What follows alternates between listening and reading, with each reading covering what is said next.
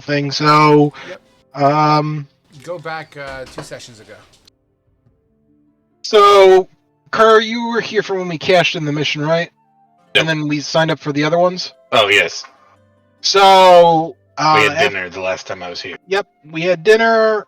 We agreed to do the overnight.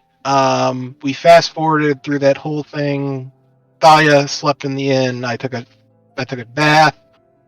Made it to the jail. Well, we started making our way to the jailhouse. On our way there, we saw some elves dressed weirdly in some cloth covering their face, if I'm correct.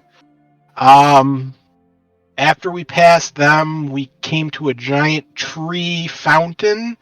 It looked very religious, almost like a woman in the tree. Maybe Frog can throw that photo up on the wall so you can see. After we passed that, we made it to the jailhouse. Outside, they were setting up an execution block. We were told to go relieve the guards as they needed the guards to help build. Went into the jailhouse, relieved the guards who went outside and started helping. We were told not to believe anything she said. The jail was actually in a giant forest. In the middle of it was the jail cage with the chicken side, and in a circle there were magical lanterns all around. The chick was trying to be very convincing of us trying to let her out and everything. Kept going after Aphilius because because they believed in the same god. Her whole spiel was, I guess golems. If anybody else wants to join in on this, golems were being made in the north. If anyone wants to jump in and fine tune that, if it needs fine tuning, feel free. There's a reason why I don't do the recaps. Yeah, I'm just trying to remember as much as I can. I guess being made in the north. Yeah, so I'll clear that up. So she had made reference to, upon investigations and talking with her and whatnot, she had made reference to the Holy Empire, something about the Holy Empire secret, and that she knows the truth, yada, yada, yada. And she alludes that her crime is that of truth and unjustifiably being held prisoner. She speaks of Warforged, or what I call clockwork soldiers in this world, that are in the process of digging deep into the earth at an undisclosed location, and more being made every day. Continue. And I believe she made reference to that one of our the guild speaker, and one of our guild higher ups knew about this and everything, and trying to cover it up. So that's why they're putting her to death. Especially, I guess, the guy who gave us our gold last time. I'm just going to call him a dick. His name's so, yep, that guy. He's just going to be referred to as Dick for me. So, throughout the whole full entire... name Richard. Yep. So throughout the whole entire watch, she's basically trying to bribe us, convince us via religion, knowledge, basically just all kinds of ways of trying to get us to let her go free. We all refuse. Garth shows up, who was the one that captured her. She referred to him as the hound or mutt of the guild, as he follows the one leader that is corrupt, which she says. That's putting her to death. We make it through the watch and take her outside. Everybody's standing back in different directions. Phileas is sad because this believer of Bahamut is not actually telling the truth, so he ends up walking back to the giant tree asking for a sign. Sign happens of giant gust of wind. with a shining light, I believe. He realized this is a sign from Bahamut that she's innocent, runs back, tries to stop the execution by creating a giant ball of light. I do need to interject on that. He And interprets it as a sign from Bahamut telling her that telling him that she's innocent. That's all we got. There is no okay, solid yep, confirmation on that. no confirmation. He's just interpreting it. He lets out the giant flash of light. Axe comes down, still chops off her head. I'm basically making my way through the giant crowd, pickpocketing, and because I know shit's about to happen. And just as the head rolls over and is trying to make, I guess, words to Phileas, Phileas just completely collapses, breaking down. Guards swarm the party, demanding that we hand over Phileas, as he is a traitor because he tried to stop the execution. Garth and Thalia managed to convince them that there would be a punishment, but it would be done by the guild. End up dragging Phileas, and all of us go immediately back to the guild, turn in the quest. We're hoping that they weren't made aware of it. We realize we have the second quest all ready to go. The money is thrown towards the party instead of being handed to Thalia. Falls on the floor in front of Phileas, even though I caught half the pouch. Phileas is basically raging.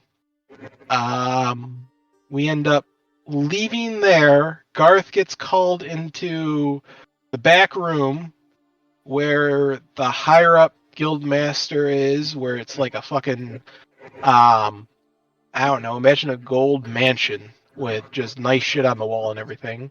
Guy pulls out a whip, starts beating the shit out of Garth on the back, telling him he should have done what the guild requests and turned over the traitor, yada yada yada. You better make sure to follow them and report back to me what they're doing. So after that, we take Philios back to the giant tree, I guess, to pray. To offer, because we tried finding like a shrine of Bahamut, but there are no shrines because we were gonna donate the money to the shrine, because it was considered blood money. So dumped the money, and then we were agreeing to head back to the inn, and Garth showed up at the tree right as we were leaving. Is that everything? Basically. Yeah, more or less. So, Garth, do you want to elaborate on your side of that equation as well, as far as when you were being given the business? Garth apparently is Gareth is not paid Gareth. Gareth, you said Garth. Gareth is he's not paid to think or kept around to think apparently.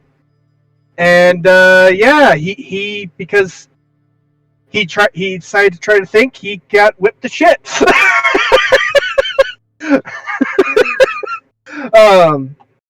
The only other that's really about it, and then he was told to go keep track of them and make sure, and more or less report back what they do or what y'all do. And I think we all agreed to go back to the inn to rendezvous and come up with the idea of getting out of town as quickly as possible. Yep. The only thing I have to add on is I think you forgot about the most important thing of the whole last session. Me giving you a piece of the biscuit that is the size of a regular biscuit for you in change for some cheese. Yeah, I got a biscuit the size of my head for some cheese. Yes. Sounds about right. A couple more things I wanted to elaborate on here. Upon discussing with this prisoner, her name is Connellan, by the way. Well, her name was Connellan, who was a blonde, fair-skinned female. She did mention to have been educated by an individual named Yul Drons, at least in the ways of Bahamut, and a letter that I forgot who had the letter. Was it Phileas? I don't think we had a letter. Didn't I'm pretty sure the prisoner decided to do a letter or last words to her daughter. Yeah. I don't have it, but somebody. I think it's Phileas who wrote it Yeah, down. Phileas has it. And that daughter's name was Cilia. Oh, and Zoe's was pissed at all of us. I remember Yeah. that. Yeah, I because remember- you angered the goddess of death. Oh, that's right. And You actually- made my daughter cry. No, we did. You did. Where's Zoe? Wait, The what goddess did I of death was miss? angered. So, because we didn't save her, even though we didn't know she was innocent, we didn't trust her or anything. We pissed off Zoe because she's like, she gave you so many chances, and it's just like you didn't save her. Wow. Yeah, my daughter. You guys she was suck. listening in. She literally cried, like hardcore cried. Yeah. It was Oh, it she was a was decent decent session. Frog, can you send me a color? Because for some reason I don't have a color wheel to choose from. Oh, okay. Probably don't deserve it. I probably don't. Let's be honest. That works. Thank you. No problem. All right, guys. Well, Brian, go ahead and give yourself a DM inspiration for a recap. I think I already got one for the last journal, but That's all right. okay. Well, now you have one that doesn't cumulatively add up. But you'll have one in spirit. Awesome, guys. So, without further ado, I haven't heard Fate yet. Are you here, Fate? Yeah, I'm chilling. And the orcs in our party, his grid snapping's not working. The orc in our party is grid. Yeah. Please. I fixed the physics Well- part, but the snapping, I can't find an option. I can fix that. Just hold. Hot. So just know Toggles, grid, snap. I locked it in. So should. Yep. that we should be rich from the amount It of money. locks to the center line, so. Yeah, I wanted to lock in the center line. Okay. All right, cool. And I'm sorry, who was saying what after? We should be rich with the amount of money I pickpocketed. I thought I already gave you that information. Oh yeah, I'm just telling her. Gotcha. All right, so last we left off, we were at the White Tree Water Fountain, a homage to Lauma herself. This fountain, once again, in the center of this waterfall-like structure. In fact, I have an ambiance picture of it. Yeah, I think I was asking for that to get thrown up during the whole thing. So, but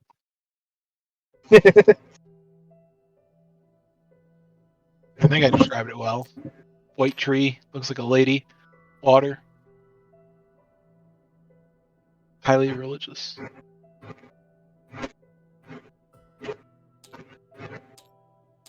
I mean, All right, for those who haven't or need a refresher, so the tree itself looks very much like what you see in the photo on the wall. Get rid of those trees, add housing, elvish of origin, and around the base of this tree is like this intricate waterfall, kind of Las Vegas fountain kind of a feel, you know what I mean? And like the natural light reflects off the water pool and kind of shines back into the tree. Now the tree itself, yes, you have the branches and whatnot that comes off this white tree, the only white tree in this exact, in this area. But the body of this tree, the trunk of this tree, seems to be in the shape of a nude female, almost lifelike, almost as if it's frozen in time here.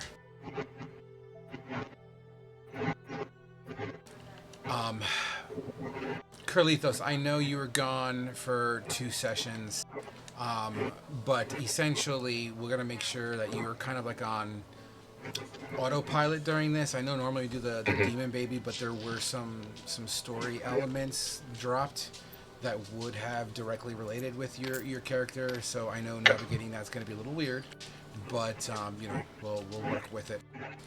But essentially, why don't we do that opener? So the scene is Gareth has made his way towards this this water fountain where you see Phileas is inside the water, on his knees, water coming up to his middle thighs, and he's clearly like just not doing too well.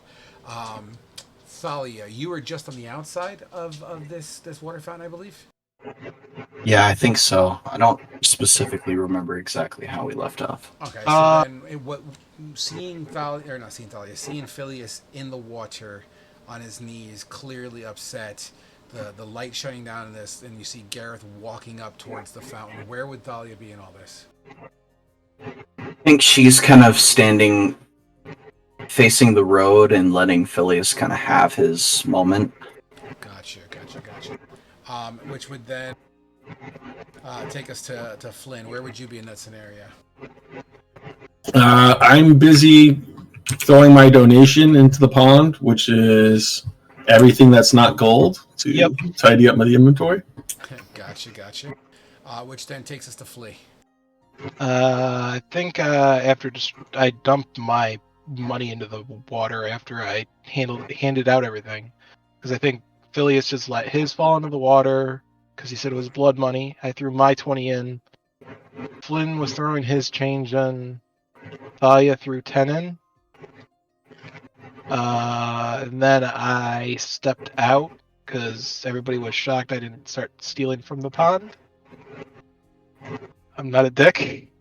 And then I was looking at Garth, or not Gareth. I don't know why I'm saying Garth. Gareth, because I saw blood coming out his back. That's right. And I was gonna try and patch him up, but we agreed not to do it at the religious site, to do it back at the end. Got you. And then Gareth, as you approach this water fountain, I would like for you to lead off with a statement, but first I want to make sure I know exactly where Carlithos is at this point. I know we're inserting you into the story at this point, Carlithos, but where would he be in this water fountain setting? If possible, standing about 20 feet directly behind Phileas.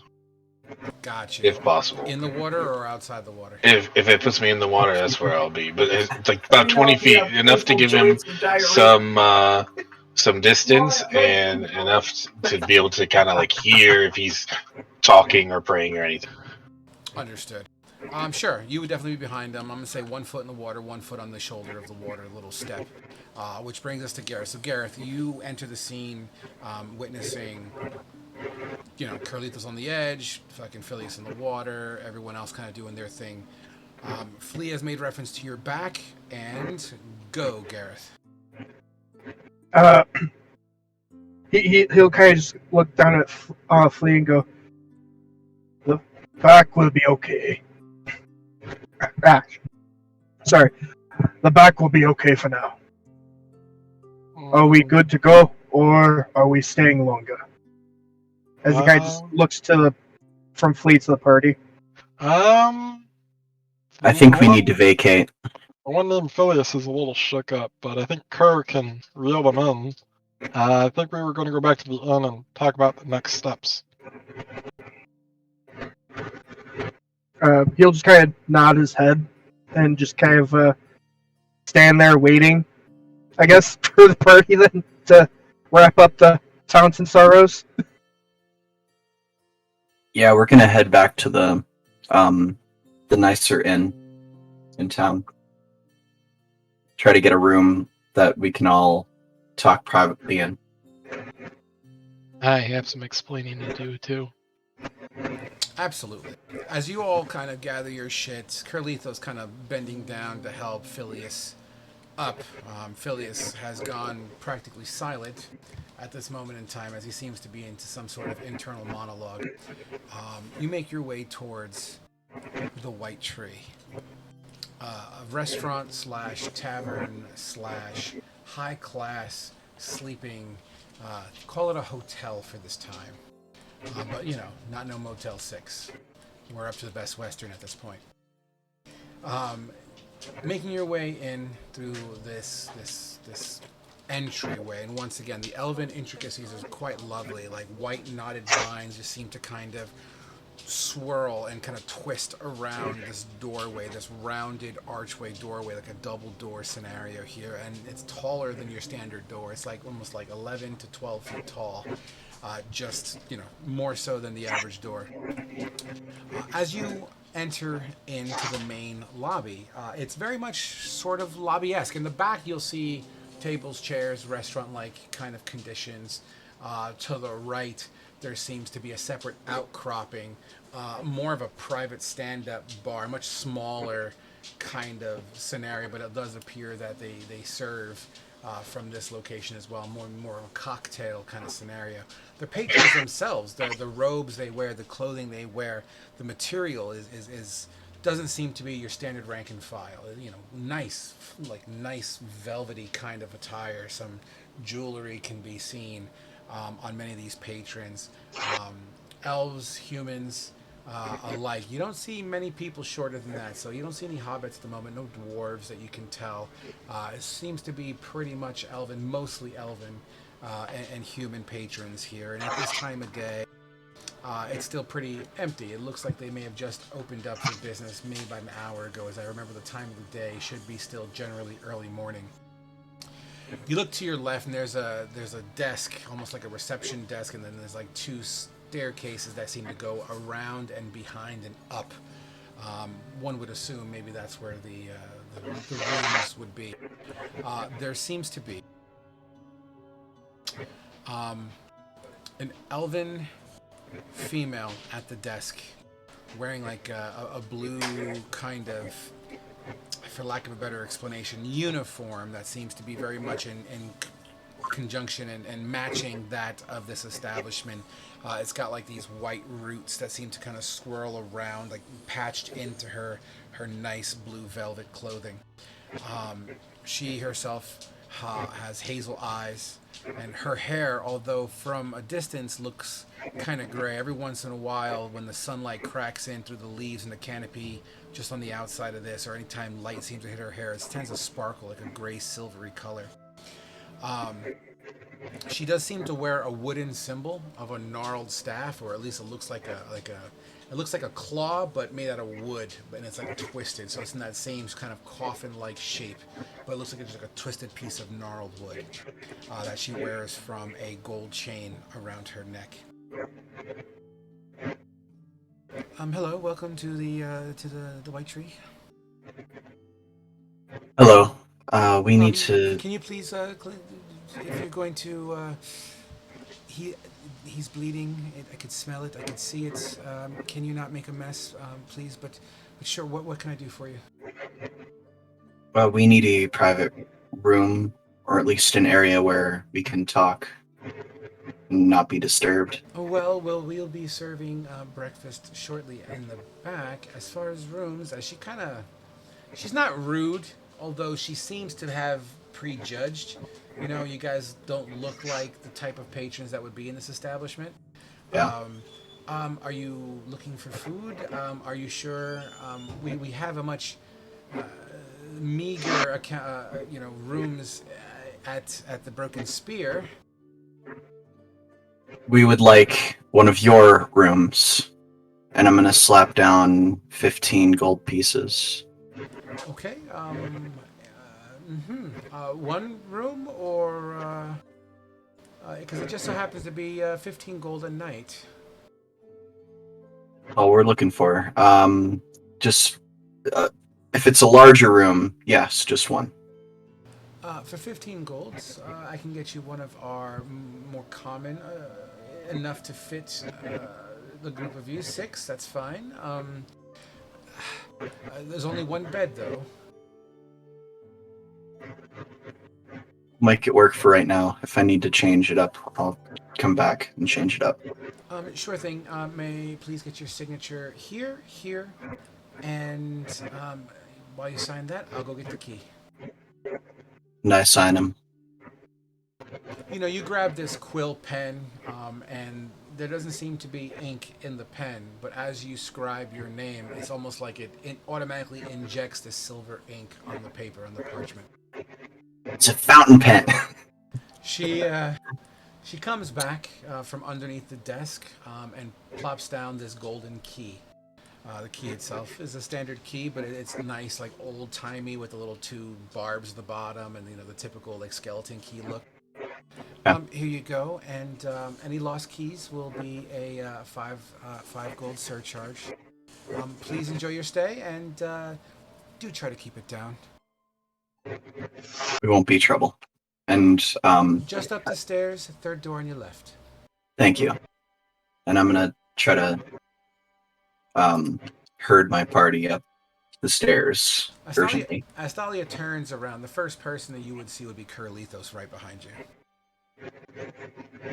Can you help get Phileas up the stairs, please? Yes, of course.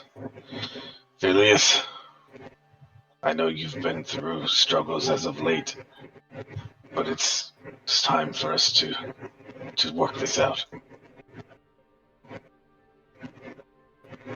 Was there was there like a shop in town?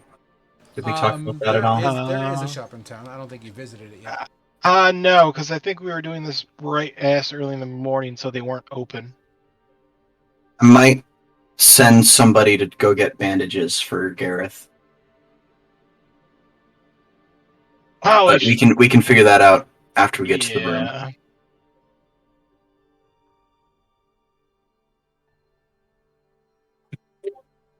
I've linked the White Tree Inn's menu as you enter this room and get everyone up the stairs. You're greeted with, once again, you're a higher class situation here, right? So on the I guess the best way to say it would be on the table, there seems to be a menu of this white tree, very similar to the fountain outside. And it's got your golden kind of inked trim on it, and it literally just says the White Tree on it. You enter as well. This table that this menu is on does have about 4 to 5 chairs around the outside. For a single bedroom, it looks like they definitely like to do the whole seating arrangement for possible guests or what have you. On the far end, on the opposite side of the door, there is a window that's currently shut, like a knot of a tree. It's shut with some curtains, some velvety blue kind of curtains. The bed itself seems to be about a queen-size bed, tucked in, nice, clean. You walk into this room and it smells of flowers. I'm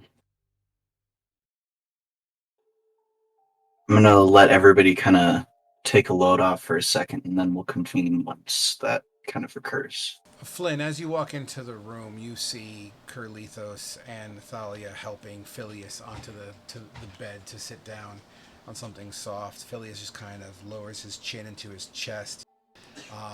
Behind you is Gareth, as well as Flea. But as you enter the room, ... Wow, well, at least this room's nice. It smells good too. I wonder for how long. Behind you, Gareth kind of doesn't respect your personal boundaries, as he's basically a half an inch behind you walking through the door at the same time. Yeah. Basically almost even nudging you in the back a little bit. Gareth, you enter the room. He just, to the previous comment, he just kind of grunts to it as he just kind of goes to force his kind of way, kind of squeezing by to get into the room. To your left are the chairs. To the front of you is the bed, where there's a window off just to the right of the bed. He'll just go take a chair. You sit in the chair. In front of you is that menu, as well as some place settings for food, like empty plates and forks, silverware. Is there room service? You're welcome to open the menu if you wish. I did open the menu. Is there room service? There does seem to be instructions to say ring the bell on the side wall for any kind of service. As you See, that's not in the menu. As you look at the wall on the side, right where you came in through, you see on that side there seems to be a little silver bell with one of those handles. Yeah. While everyone else is, I guess, taking a seat, Garrett's just going to reach over and just ring the bell after looking at the menu. Uh, You ring the bell right next to Flea. Flea, you're up. I'm gonna motion to Thalia to move over to the corner. Like, move over to a corner real quick. Like, I got something to say. Okay. As soon As as you we're in make the your way to the corner, you actually go to the corner, and let me draw this so I can give you guys a visual understanding of what my imagination is. 1 second. And somebody's hot micing pretty hard right now. Sorry, that's me occasionally. I apologize. All right, so let's just say this square represent. Of course, that square is not going to represent the room. Blah blah blah blah. Here we go. So let's say this square represents the room that you're in. Okay, let's just say this is the door. The circle's the bell that's on the wall. The table that I was talking about is here with the chairs on the outside. This rectangle in the corner would be the bed. The window is here, and right this little circle that I'm drawing is the corner you pull in. You'll be able to see out this window, and it's like a direct view to the fountain tree. So, here you go. And I'll hand over a pouch that contains. I'll put it in the chat because I'm adding some more of my gold in there. 33 CP, 51 SP, 40 GP, and 11 PP. How are we splitting that up? This is for the group funds. I got it from the guards. Okay, I'll add it. Well, oh, wait. Is this what you stole? Yeah, it's kind of my revenge way. Look, I know it's frowned upon, but those guards were dicks. Doesn't give us the right to rob them. I Yeah, say as I'm adding them. But if we're going away for a while, we'll probably need this money.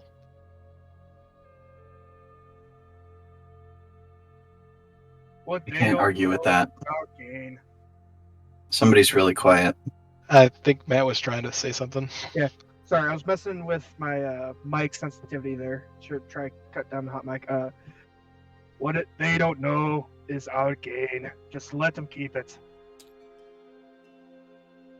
11 platinum pieces? Yeah, that is PP. Okay. Yeah, we got some money now. So, we got some money to work with before we take our trip out of town for that guard mission, but we should probably eat, buy supplies, and then head out. It looks like they're serving elven bread, which appears to be super cheap and will last us, quote, until breakfast, end quote. Sounds like it'll be a valuable ration to have on the road. We are traveling with a substantial amount of butter, I believe. That's right. And garlic. This could be some good garlic bread. So, do you wish to purchase some elven bread? I think we will at some point, but I think we need to go over what happened in the courtyard. Or with the execution, I mean. Absolutely. You hear a knock on the door. Oh yeah, people wanted to buy because they rang the bell. Okay, never mind.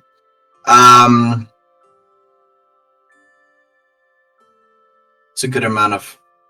Hold on, I gotta do some calculations here. You hear another knock at the door. Yeah. I'll answer the damn door. As you walk across the room, you find yourself walking on a very luscious fur carpet that's just sprawled at the bottom of this floor.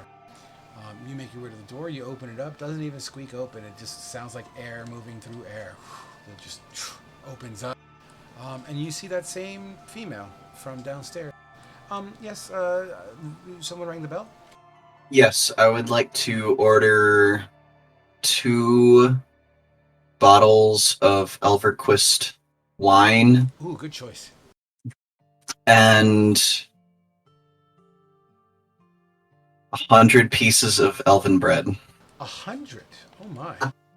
I don't know if we have that much made to go. I could put an order in for you, sure.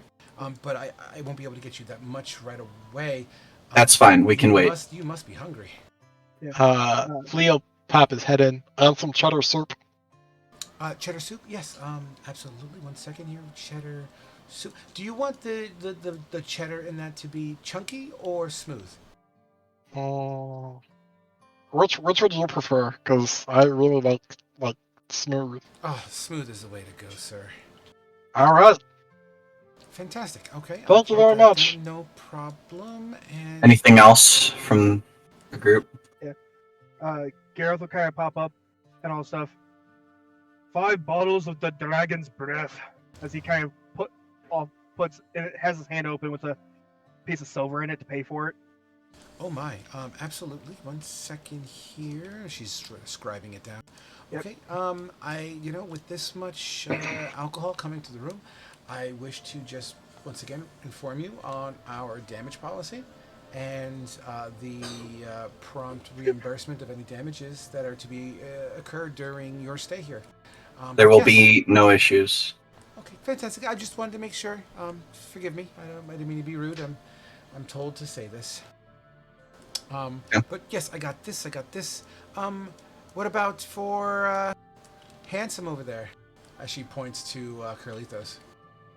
Thank you. Yes, I'll have 5 pieces of elven seed cake, 10 servings of turtle soup, 5 servings of the cheddar soup, 20 rivet toast pieces, and 5 lamb porta. She freezes, just staring at you. Good God, sir. She flips over the page to a brand new page in her little fucking flip book. Say that again, sir. I don't think I got all that. Yes, of course. 5 pieces of elven seed cake, 20 servings of turtle soup, 5 servings of cheddar soup, 10 servings of rivet toast, and 5 lamb porta, please. And how do you wish to have your rivet cooked? No rivets left. Okay. Fair enough. Oh boy. This might take some time, but I'll get right on it, okay? Of course. Anyone else? I see there's someone behind you. Sir, are you hungry? As she talks to Phileas, who doesn't even look at her and doesn't say a word.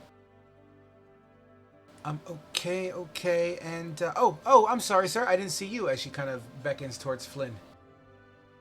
I'll just be having some of the bread that's been ordered. Okay, you got it. And anything else before I get going here? I'm gonna give her 5 gold from my own pouch as a tip. Oh, thank you. So generous. I appreciate that. And then She looks over to Carlitos and Flea and Gareth.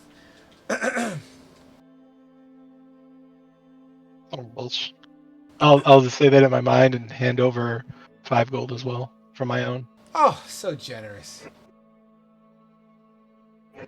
Yeah. Gareth gave her the silver.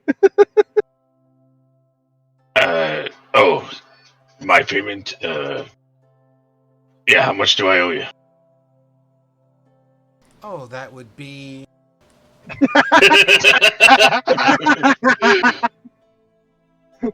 Math, and she gives you that figure. 1 gold piece. Perfect. I'll give, 15 gold pieces. Why not? Oh, okay, got it. Awesome, thank you. All right, your orders will be up momentarily. As the door closes, you hear footsteps on carpet going away. Okay, so they probably hate us at the guild right now. yes, we'll need to probably leave town very soon. What was the contract that we signed up for? Escorting a merchant. Right, and that was perfect. When do we have to report for that? think it starts in the next location, or it starts here and goes to it. I don't remember. I think it starts here and goes to it. Correct. Yeah. I don't remember where we have to be. We could probably look at the contract since we all paid the. Since you probably Yeah. still have it, Thalia? Yes, I do. Yeah. I look at the contract. As you open up the contract, you see a picture of a young and beautiful female who, it says Is it- here, Amara Bissis. Oh, thank God! I was about to say it's not the one we let die, right? No, that contract has done. You already handed that shit in, I think. Yeah. So it says here, escorts, emissary to be escorted to the port town of Shilamathamar to conclude and conduct businesses and renegotiations with financial representation for the Holy Empire.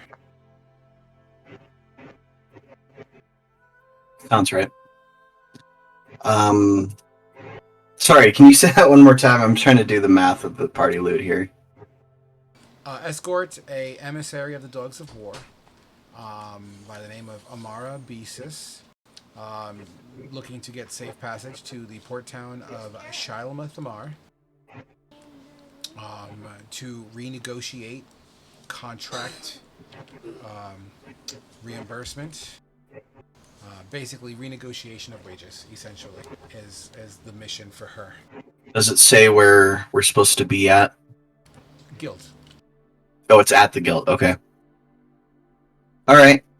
And does it have a time slot for that? The date seems to match today's date. The hour seems to be like an hour and a half away. Oh, so we're not sleeping. Okay. Great. Love points of exhaustion that I can't get rid of. I mean, you did take a nap before the. I did, and I still have 2 levels of exhaustion. Better get that tent, yo. Yeah. So I guess what we're gonna do, we won't have time to talk about it, I don't think. If we do, it's great. If not, we need to establish that somebody needs to go get Gareth a bandages, and I need a tent. I need more crossbows too. You need So- what? I need. I was gonna pick up more crossbows and another crossbow case, so I could probably go do it. Sounds like we're taking a trip to the store. Yeah. I'm going to need to go talk to our proprietor and ask how long it'll take for us to get our bread. If it's not going to be done in a timely manner, I'll ask what can be done within the hour. Do we need anything else? Anything else we need to do before we leave? I linked 2 links, by the way. That is a magic section and a general wares section of the primary, let's call it, wares store. The name of the store is the Archer's Gallery and Wares. Notably, no tent. Love it. All right. Anything else we needed?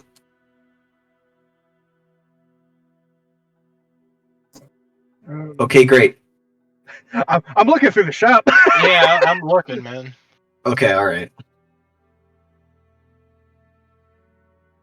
Pretty sparse, all things considered. I mean, if this is general wear, they would have like bolts and everything. Yeah, right? you would have. Oh, your they general- do? These Okay, are just okay. the things that stand out. Okay, so Gotcha. there would be a chance for it to have a tent. Yeah, absolutely. Yeah. In fact, I'll tell you what. There's a 50-50. Roll me a D100 there, Thalia, and roll over a 51.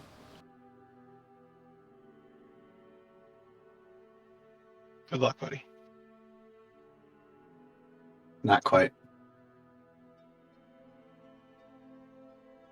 What if Did everybody see Flea it? what if Flea wants to buy a tent? There is no tent in the store. God damn it! Yeah. Great. Love it. 10 out of 10. How big is that blanket? I was just looking at that. And how many are there? Ooh. I mean, we do have enough platinum pieces to buy a shit ton. Sure. I mean, blankets. Usually these blankets are kind of thrown over a horse, so you can, sit on its back, kind of get a little comfort. But, you can definitely turn horse blankets into something useful. Sure. Why don't someone roll me a d20? Let's see how many blankets there are in the store. Who wants to do it? I got it. Oh, okay. Survey says 9. Or no, 6. 6 blankets in the store. Okay. Do we want to get a healing potion? Maybe 2? I mean, you have a shit ton of money, buddy. Not that much money. If you start buying potions, it dries up pretty quick. I mean, if we're doing it based off the party loot, I mean, it's up to you. I just need crossbows. Probably we're gonna have enough rations due to the elven bread. You said you're buying a new crossbow?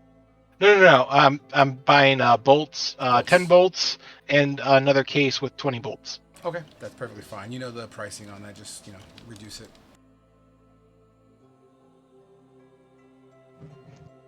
So I think that can just come out of the party loot. Yeah. I'm going to send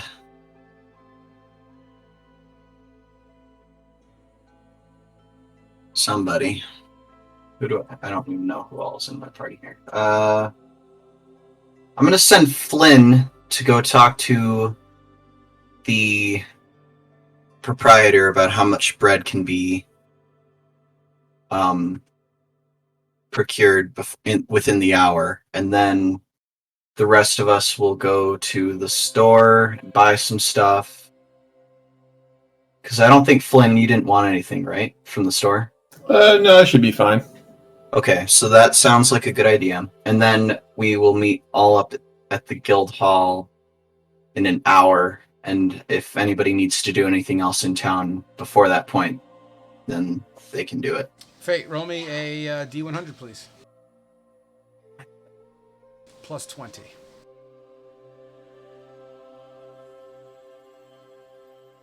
$66 total. 66. So yeah, the order can only be fulfilled up to 66 of these breads. Okay, that'll work. Well, can I get my money back? You already paid. Yeah, and now I want my money back for what I'm going to get. Hey, the rest of those breads are in the oven. Materials have been used up.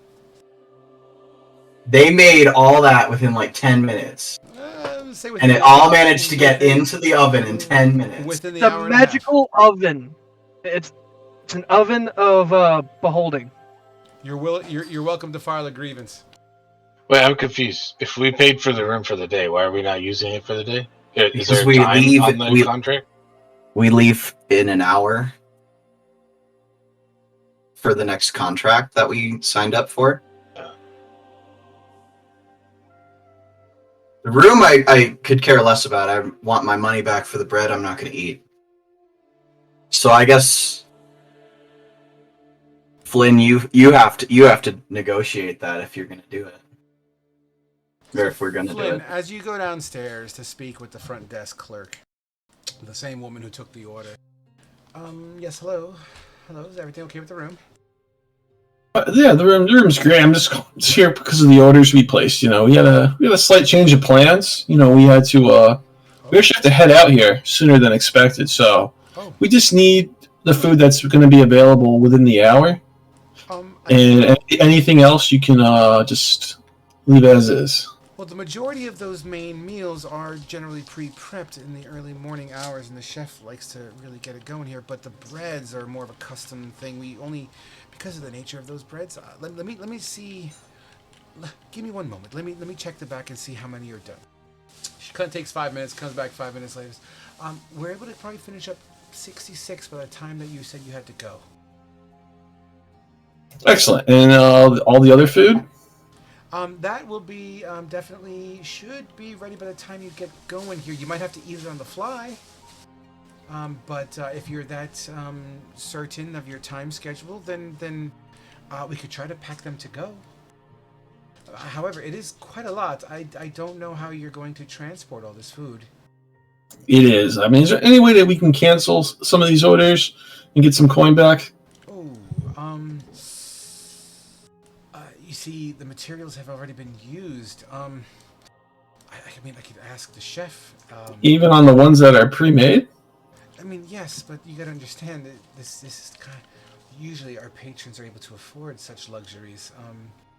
Hey, let me talk to the chef 1 second. She kind of walks out from behind this desk, leaving you behind. She enters a door on the other side of this room, just between the bar and the restaurant area. And you hear the faint sound of yelling through like a wooden door. Jarbled and muffled. You can't really make ends meet as far as what they're saying specifically, but you also hear a big crash. Fucking Gordon Ramsay in there. Disgusting. I would like an eggless omelet. I have an eggless omelet. Can you? The woman comes out and greets you again. Yes, I'm sorry, but the chef does not agree on this, as you know, you can't refund food. Well, let's make them as much of it as you can, and set a place for us to eat. Basically, his response was, fuck Thalia. Okay, awesome. So we are in accord. Fantastic. I'll have it ready. Just come give me 30 more minutes or so, and I'll have everything wrapped up and bound for you guys to go. Thank you. Note to self: Flynn cannot negotiate worth shit. Could have done some persuasion checks. He didn't even try. He didn't order shit. Even try. Okay, guys. Didn't even try. So, what is the plan now, gentlemen? As let's just say you have that hour and a half between the order of the food and the time that this contract is said to, depart. Should we go to the store? Well, since everyone's left already, I'm going to go just take a nap on the bed alone by myself. Well, Phileas is still sitting on that bed, but as you dive past him, you just sink into this beautiful pillow top mattress. Keep it down there, Phileas. He skirts over a little bit, just looks at you, and doesn't care. Gareth, you see Flynn kind of diving into this bed. You having been sitting on this chair. Once again, it's a beautiful chair. It's almost like, I'm not gonna say it's a throne, but it's materialed. You know what I mean? And it's soft, and it goes all the way up to your middle shoulder blades. Yeah.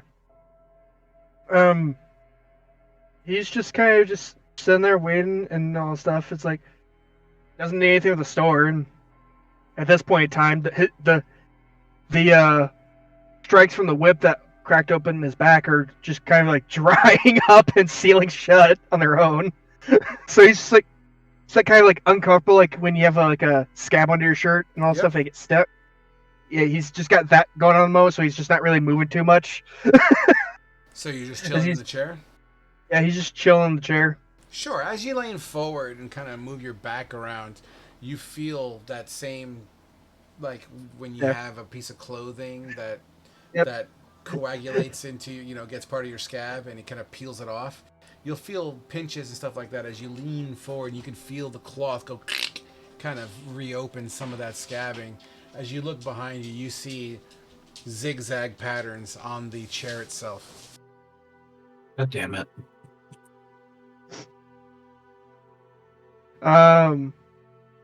Is there like a cloth on the table?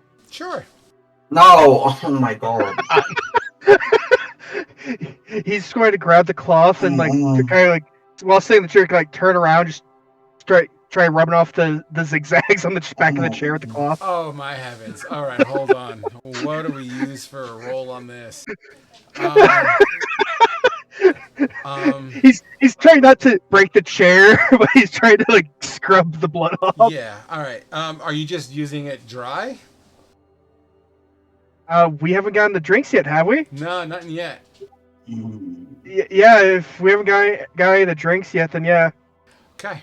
The cloth is like a blue velvet. It's very fancy. It's got one of those little cock rings around it, you know what I mean, that holds it together. But as you pull the ring off and you unfurl it, and you begin to scrub the back of this fucking chair. Arthur doesn't get access to party loot. You know what? Just because. Why don't we use performance? I want a performance to measure your ability to scrub this clean. All right. Are we still in the room with him? Technically, I haven't gotten to you guys yet, but I mean, for the sake of this, Flynn is. I would like to help. Sure. As you lean into it, sure. How are you helping? I'm gonna take the rag from him, and since his hands are so large, and try and see how much I can get off, so he doesn't try and break the chair. All right, roll your performance again, so we'll get the advantage-disadvantage thing going, Gareth. Okay, so roll with advantage. No, you already rolled a 9. Just roll it again, and then we'll use whatever the advantage will be for that. Okay. Now roll me a D100, please, Gareth. Oh no! Oh no! Should let me do it. Now roll me one more D100, please. Oh no! So you were able to scrub 30% of the stains. Take that. 60% of that 30% is smeared. Flynn has prestidigitation, right? Flynn, who you look over the shoulder into the bed, and Flynn is.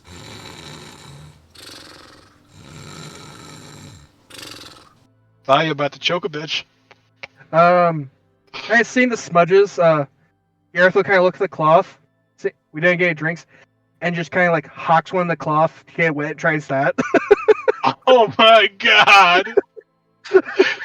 I'll immediately take the cloth from him. I just quick, like. He hawks it. So once again, you got this beautiful blue velvet kind of material in this chair. The rag itself, or the cloth, is also like a blue velvet, and you guys are just making it's like a Monet. It's just bad. As you smear a bunch, and now with the hawked loogie, which I'm sure is not like a clean mouth loogie. Is now smudged into it, which only bleeds in some crimson into this blue. It's actually like purple now. Kind of just mixes together, leaving like these purpley kind of stains all through it. Nevertheless, Carlithos, you're watching all of this.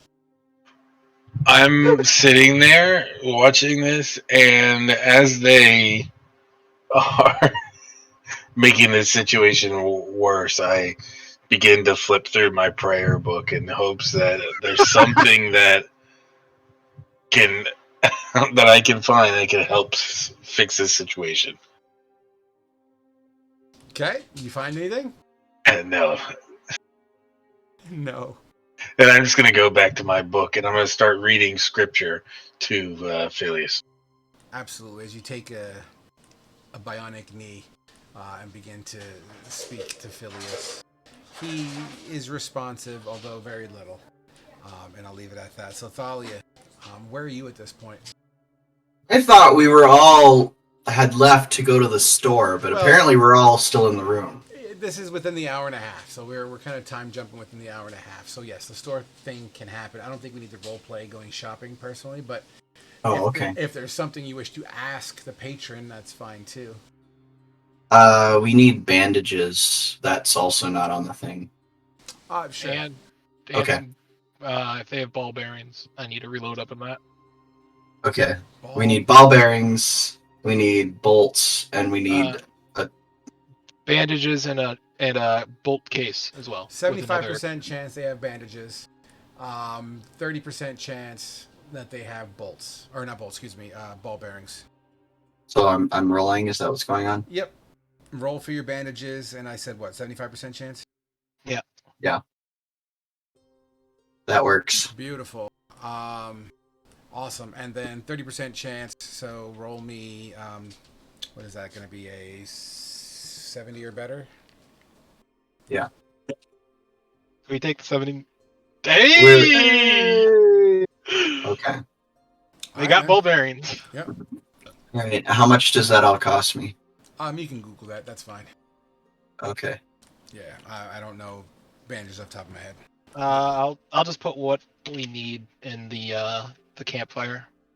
Thank you. I appreciate that. And then that's me. I'm gonna. How long does that take me to do?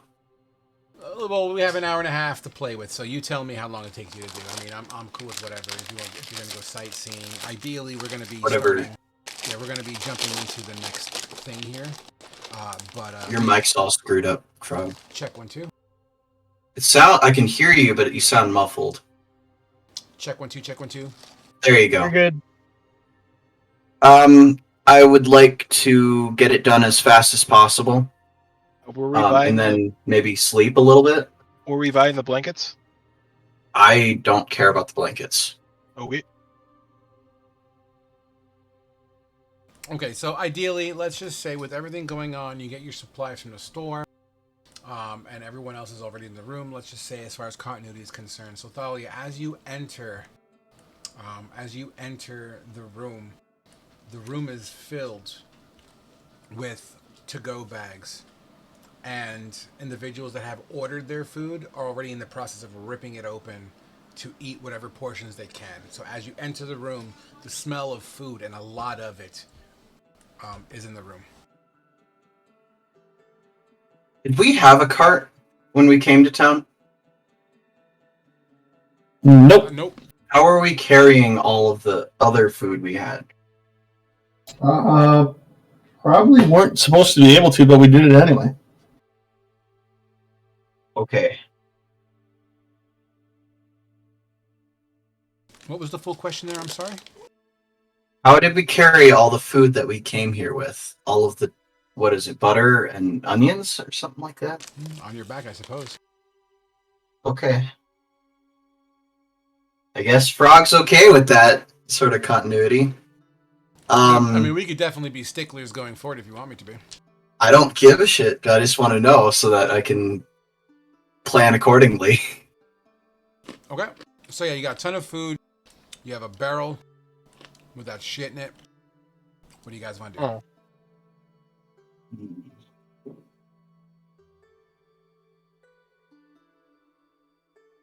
I want to take a nap. And if Frog is generous, I'll relieve an amount of exhaustion. Well, you are in a safe place. You are in a good bed. Let's give you a 50-50. Give me a 51 or better, and I'll remove one of your exhaustions on a short rest here. And everyone would gain the benefit of a short rest if that's what you're doing. Unfortunately, you just don't feel well rested. Thalia, you just probably stressing out for being the leader's rock band. Or Yeah, I'm feeling it. I'm passive until we leave, I guess. All right. Outside of that, everyone is gaining the benefit of a short rest. I assume at this point we're heading to the mission. Well, if we're gonna jump right to it, then Frog, can I just get a healer's kit instead of bandages? Yeah. That's what I was thinking. Sure. Okay. So cool. from party loot, it's going to be 10 GP and 5 SP. Thank you.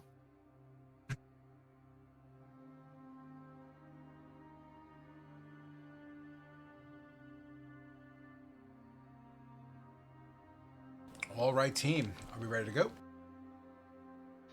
We should probably wake Flynn's ass up to do prestidigitation.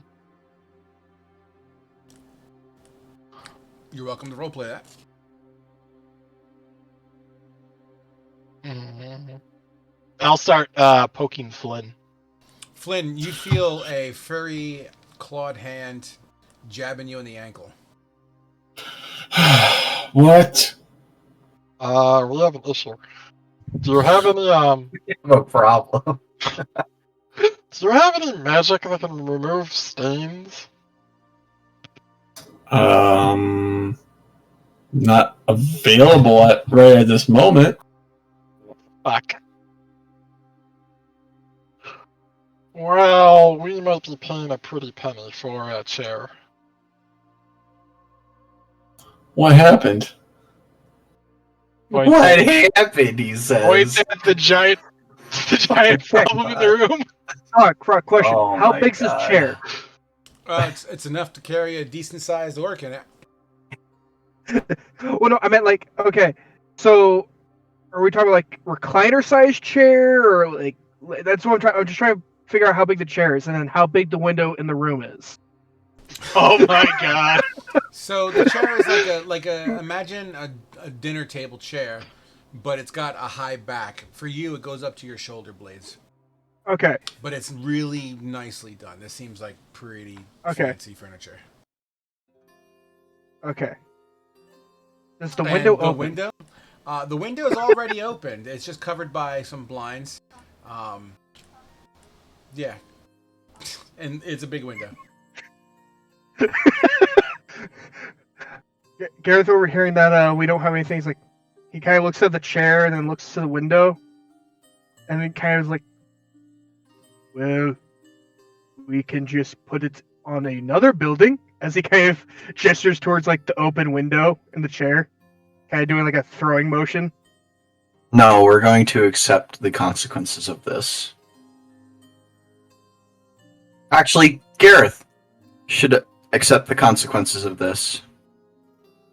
Because he's not a part of the group. Gareth just kind of shrugs his shoulders. He'll grab the chair and just go to walk out of the room to downstairs to the front desk with the chair. Hello, Alright, you can excuse ring the me. bell, Bill. No, you're not supposed to take those. I'm not taking. I was coming to show.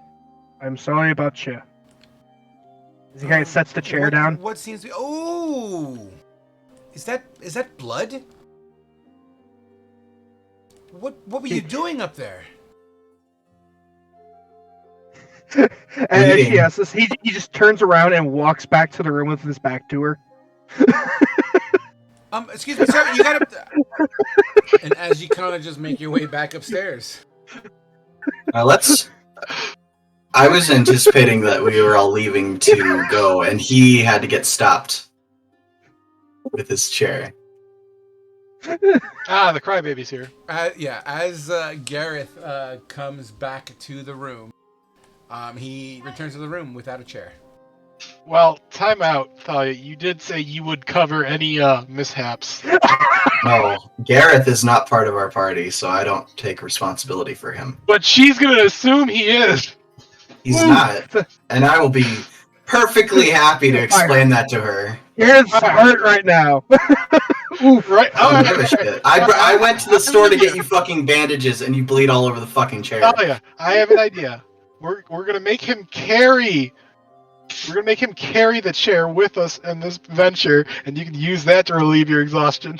No, I don't want his bloody chair to relieve my result. Roll a blanket on it, then. I mean, I don't have a blanket. I didn't buy one of those because I wasn't anticipating on an idiot.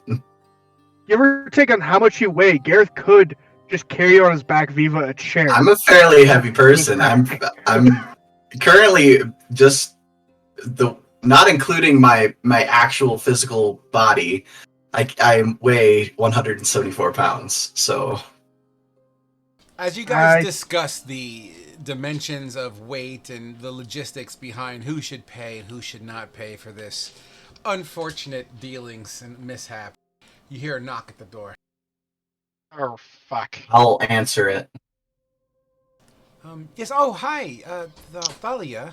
Hi. So, I believe this belongs to the room. As she kind of pulls the chair in closer. She had to touch it. So I'm going to obviously replace this, at least get it repaired. And with the soak through on this, I don't think that's coming out. And as it looks like someone's already attempted very poorly.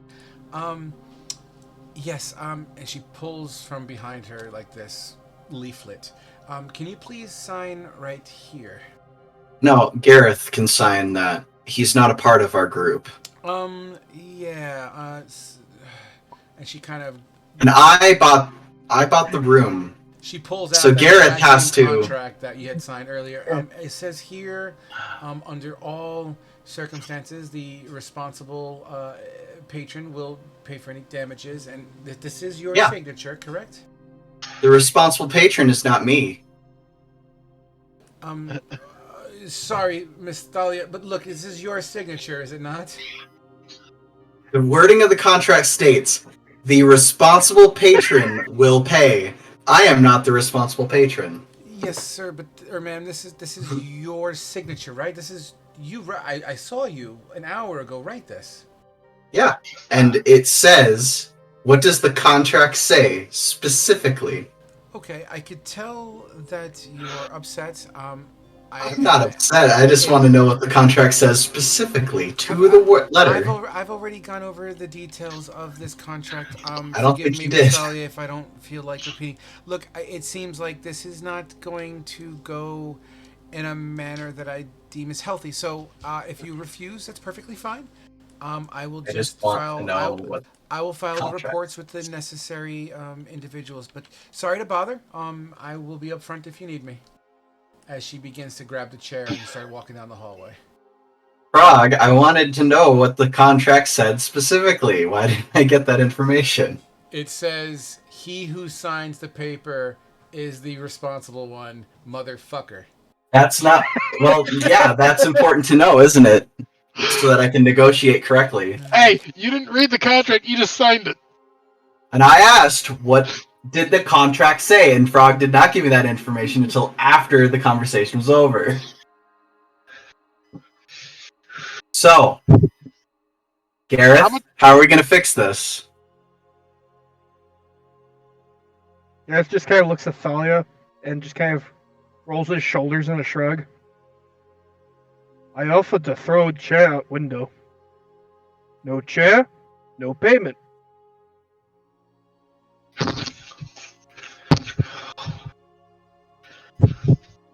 If he How much so money do you have? chooses to follow in the light of Bahamut, he can be in my good graces. What, you're saying you're going to take responsibility for him? And you're going to pay? Is that what's going on? No, but I forgive him for his mistake. Oh, really? You forgive him? I'm so glad about that. So where's the money going to come from? I paid for the room. Out of my pocket.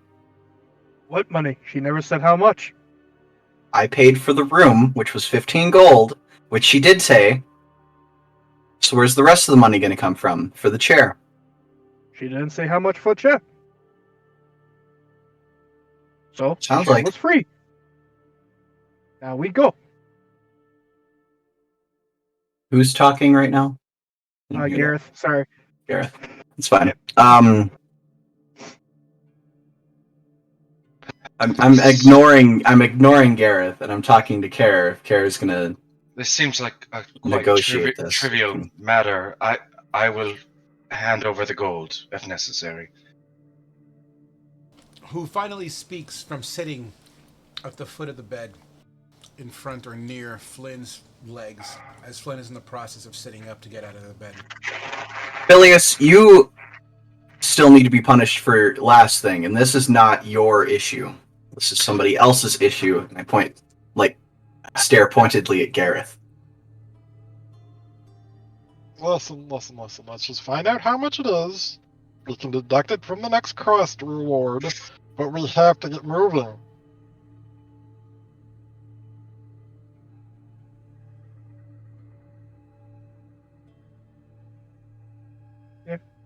Gareth just kind of shrugs his shoulders in like an agreement. And I was like, works. Works for me. Oh yeah, we're And- gonna miss our client's request. We took the damn thing and bloodstained it. All right, let's go. Well, so I guess we're paying that off, Frog. All right, fair enough. You could deduct another 15 gold. Just Where's take it the from the normal? party loot.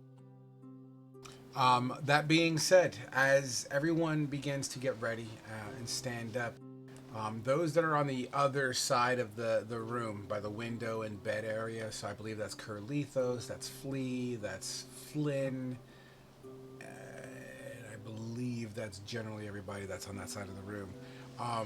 There's still the massive amounts of to-go boxes and bags that are all over this room with the obscene amount of food you guys ordered. Fuck.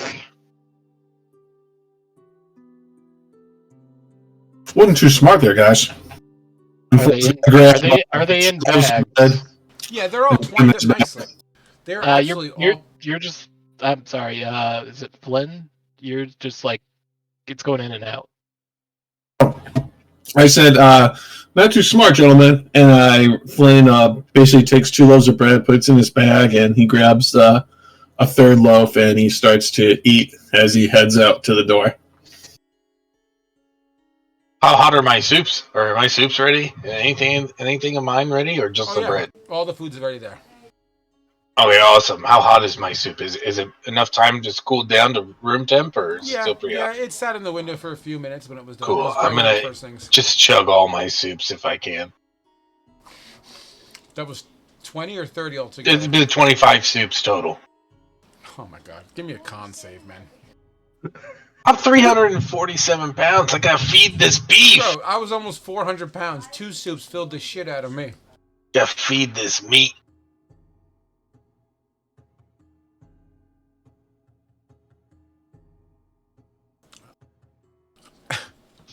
Oh my god, Cart! Just go to the window and puke it! You said there was 25 soups? Yeah. Can you customize a dice roll in D&D Beyond? I don't know how. Not like that, man. It's gotta come out the other end, dude. Like. All right, so roll me a d20, and we'll just say you're able to at least get 5 down. Naturally. Oh my god. Easy peasy. You get to the last soup, and as you're trying to swallow the last soup, you just feel that you're at max capacity. You take a gulp, and it doesn't go down. Your stomach is completely filled up like a cup full of water, and it's just stuck. And then you do a little burp, and you just feel it bubble in the back of your throat to the point that you start to get extremely nauseous. I'll let it come out through my trunk and let it hold in my trunk. Oh my god. He's got a projectile weapon! You squeeze the tip of your trunk. And the trunk itself expands a few inches around the outside. And he puts it back in his mouth. Oh, dude, that's so fucking... I got a bendy straw now.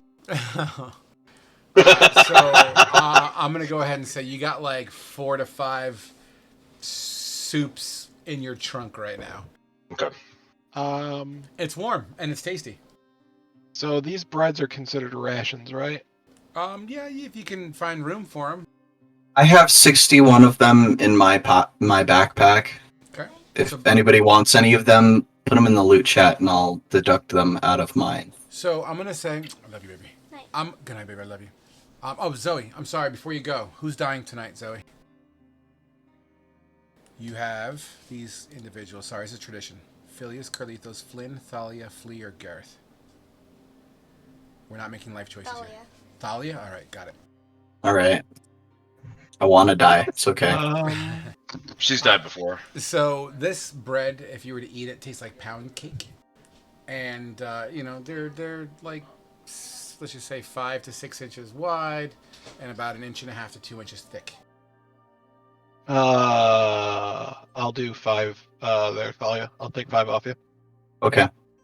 So how much is that? Just add it in the loot chat. And I'll do it in a second. I'm still trying to manage inventories here. Everyone else was able to quickly scarf down your meals, some of them in hand as you begin to walk down the hallway, but I believe everyone else ordered something fairly modest outside of the bread, which has been all stuffed into a backpack. Yeah. Phileas would have refrained from eating. I mean, as you fast for your atrocities. some alcohol was ordered. I know that. Yes, that's also a thing here. Yep. I've got mine accounted for. Curlitos, didn't you order wine? No, no wine. He's against. I'm not against it. I just Yeah, that's why I was asking. I thought you ordered wine. no. Gareth ordered 5 bottles of something. Dragon's breath. 5 bottles of Dragon's Breath, which I have in my inventory. Awesome. And those are decent. You know what I mean? Like 4 glasses each in width, in capacity. Yeah, those are decent bottles. That'll last a bit. Well, a normal human, it'll last a while. Proceeds to just chug it nonstop from start to finish.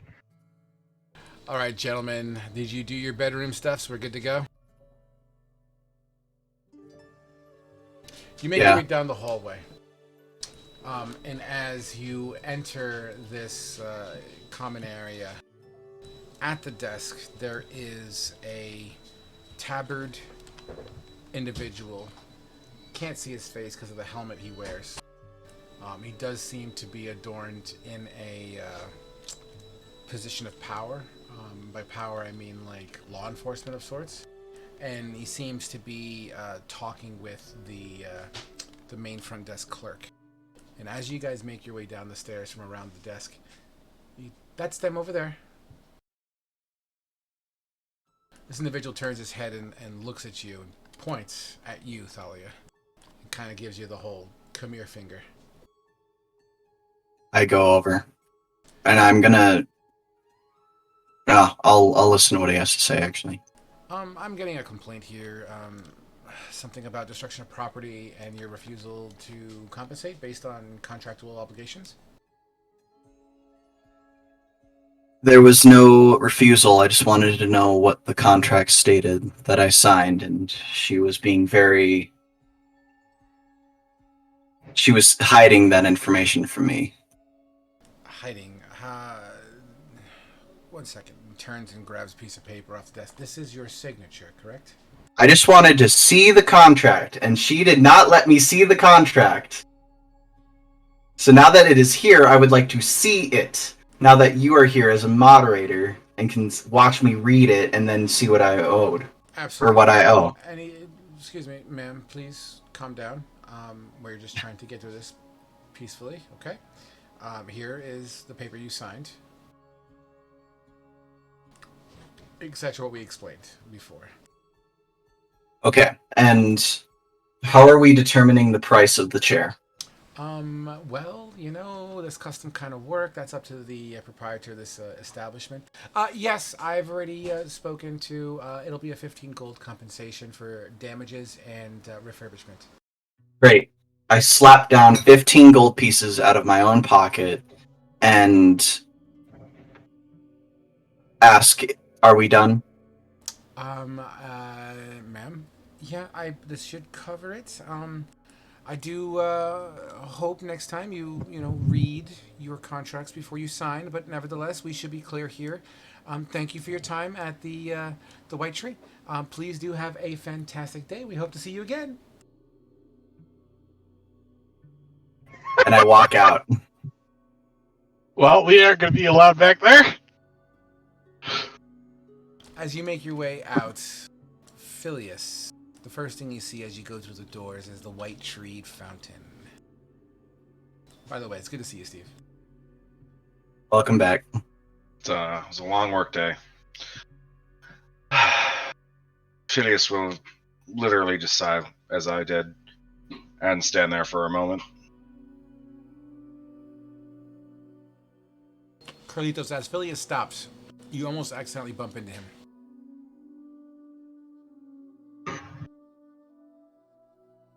Phileas. Okay.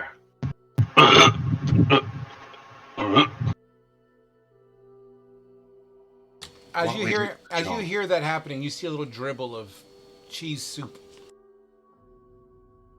Wait, you ordered cheese soup? whatever you want. I did, yeah, I ordered cheddar and turtle and I'll Damn. put my hand on his stomach. Frog. Bahamut be with you, and I'll offer him guidance in swallowing down the soup. It happens. That's fine. Oh, to swallow. Yeah, no arguments here. the holiest swallow. That's what she said. That's what she said. Kerr, what we did here was wrong. We must fix this. I believe you. What is Kerr's standpoint on law versus religion? I'm chaotic good. So, Okay. Even though it's- Bahamut's lawful good? yeah. For the record, in this world, like I'm not a huge proprietor of the whole Lyman thing, because I think alignment's more based on actions than your standard. I'm a good guy. So, Okay. I'm pretty much. I'm not gonna steal. I'm not gonna just murder a civilian. I'm not gonna kick a dog. You know, the typical good guy things. Okay. So you're not gonna. I put my shopping cart back. You know, things like that. Because the issue here is that Phil decided to go against the law of the land to try to save this woman, which And it Phileas didn't, is it didn't work lawful. out. Yeah, so that's where I'm starting to have this issue. Is because we don't. Maybe the sign was you should. Maybe the sign was saying you should just let this happen. Well, Usually, when I get talked to by my god, it's pretty direct and understood what I need to do. There's no interpretation. Orders are orders. it is when we interpret the message from the gods. We each have our own interpretation. I am not one to tell the others what the gods say to them. I may have taken that message differently, but you know that I will stand with you in your decision. I did not feel Bahamut's presence until I had doubt in my heart if this was the right thing to do. And then there was a sign. Each sign speaks its own truth. It is up to us to trust in Bahamut that we take the right action. So do you think we truly did what was right by Bahamut's will?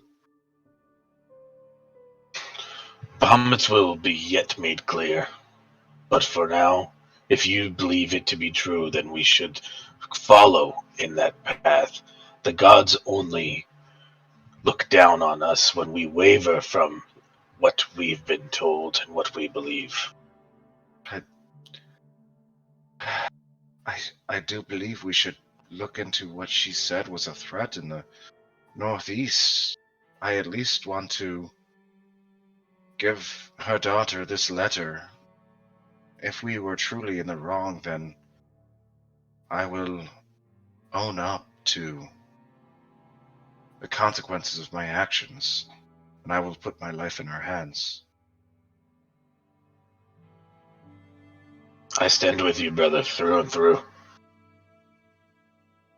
If this is what your path needs, then I shall support it, for you to gain the clarity. For if it is true, you've done the will of the gods. I fear I have failed the gods. And Phileas will kind of go lost in thought after that.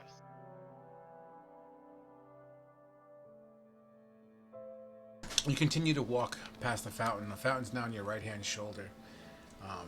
The way the winds blow through here, not winds, but the way the breeze kind of cuts through the town life here, you could feel some of the mist of that water just kind of spray onto the side of your face as you walk past it.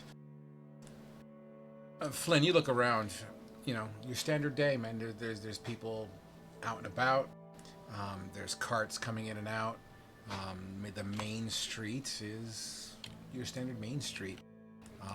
Out in the distance, to your left, you would see the guild hall, or at least a familiar sight. It's still a couple blocks away, but it's within sight. It is a very marvelous structure, one that stands out amongst the rest of the town.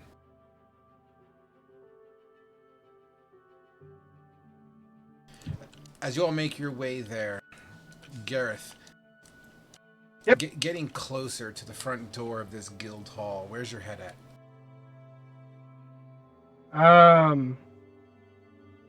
He's just not really thinking too much about anything, really. He's just like, at the moment, he's just go A, B, do what he's told.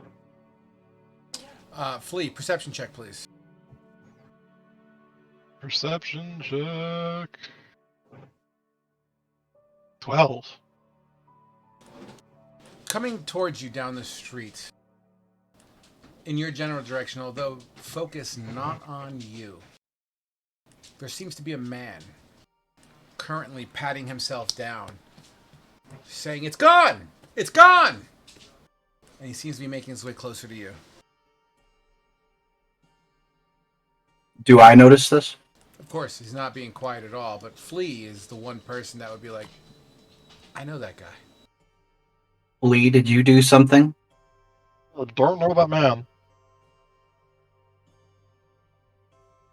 Are you sure? Yep. Okay. And this person, "It's gone! Had anyone seen it?" And he kind of blasts past you all. And he seems to be in quite an uproar as he's clearly looking for something he doesn't have any longer. Yeah, I don't know that guy. Okay. Well, then we shouldn't have any issues going up and talking to him, right? Well, No, we won't. no, sir.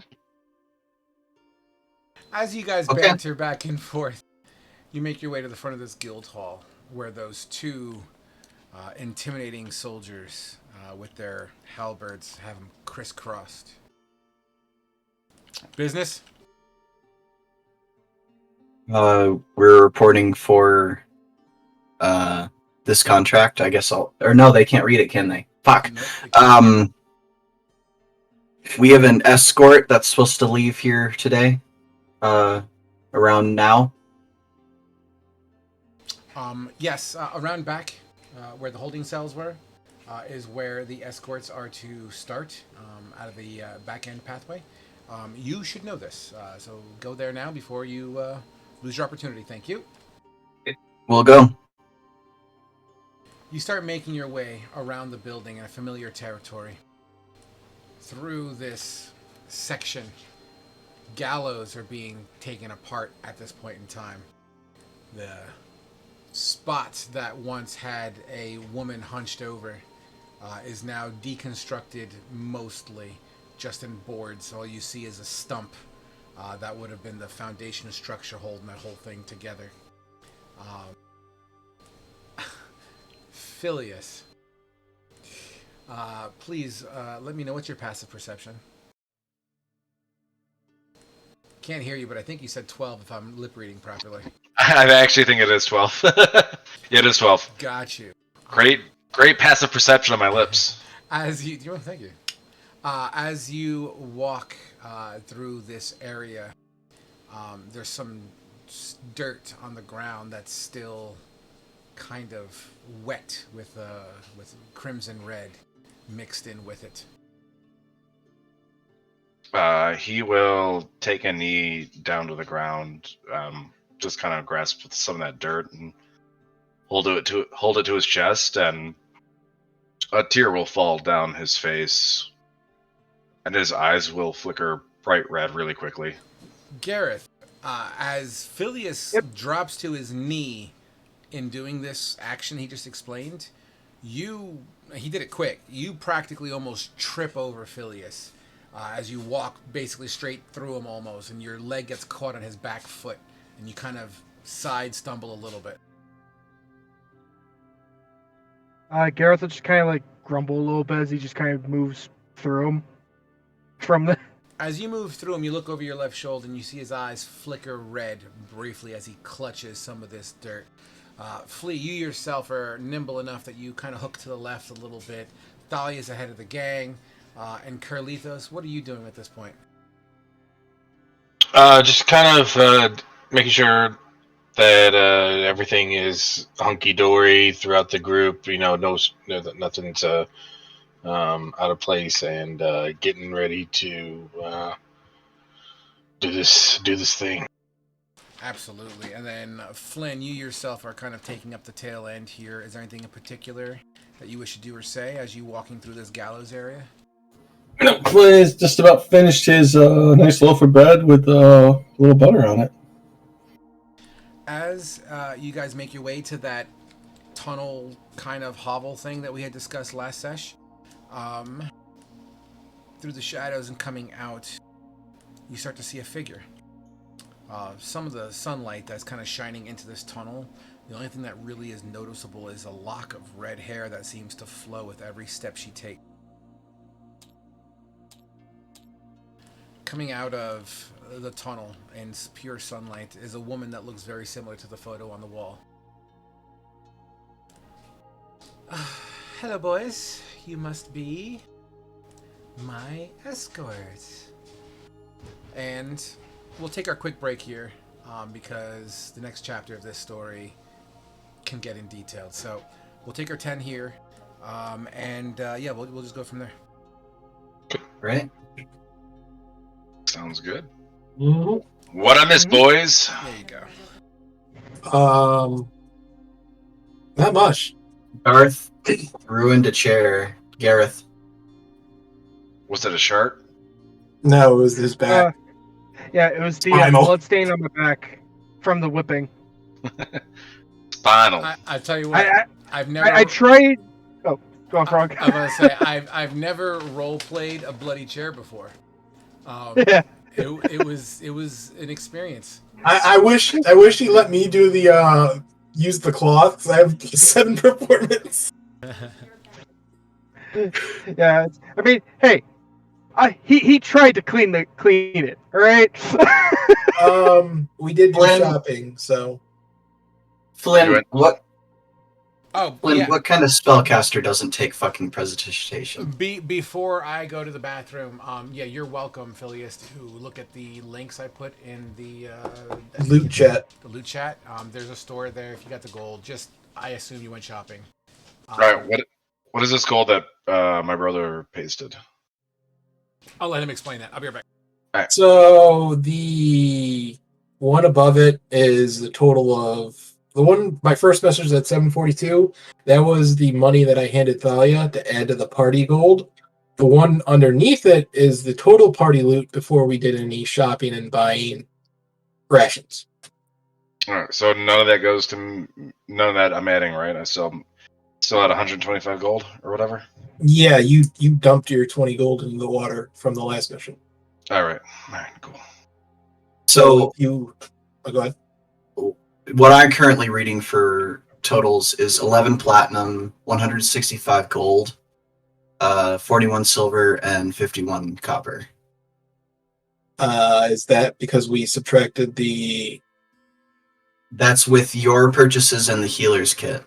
Okay, so yeah, that probably has to get posted down below. But yeah, that would be the correct amount. Okay. So if I wasn't you have planning on posting it. I was just going to keep track of it in my bag. Oh, okay. If you want to keep track of that, that's perfectly fine. If you have any basic needs stuff, Steve, like a blanket or anything, we could probably use that money for that. But if you want anything more expensive, out of your pocket. Yep. Oh god, they had the gauntlets of ogre power in here. Shit. Yeah. We bought a shitload of bread. A lot and of bread. Wine. I don't think we bought wine. I bought wine. Well, I bought 2 bottles of wine. Well, those 2 don't drink, so you're good.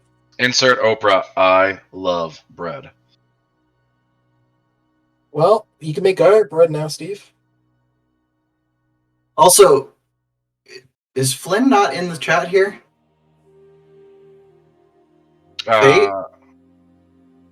I see him in the side thing underneath game table, but I don't see his picture in the actual window. Oh, he's where Frog is. In the bathroom, is that correct? In the bathroom. Him. But on the game table, if you look at Frog's statue, it's in front of it. Yep. Yeah, but I want I want to talk to him. Where is he? Oh, if you want to talk to him in Discord, I don't know.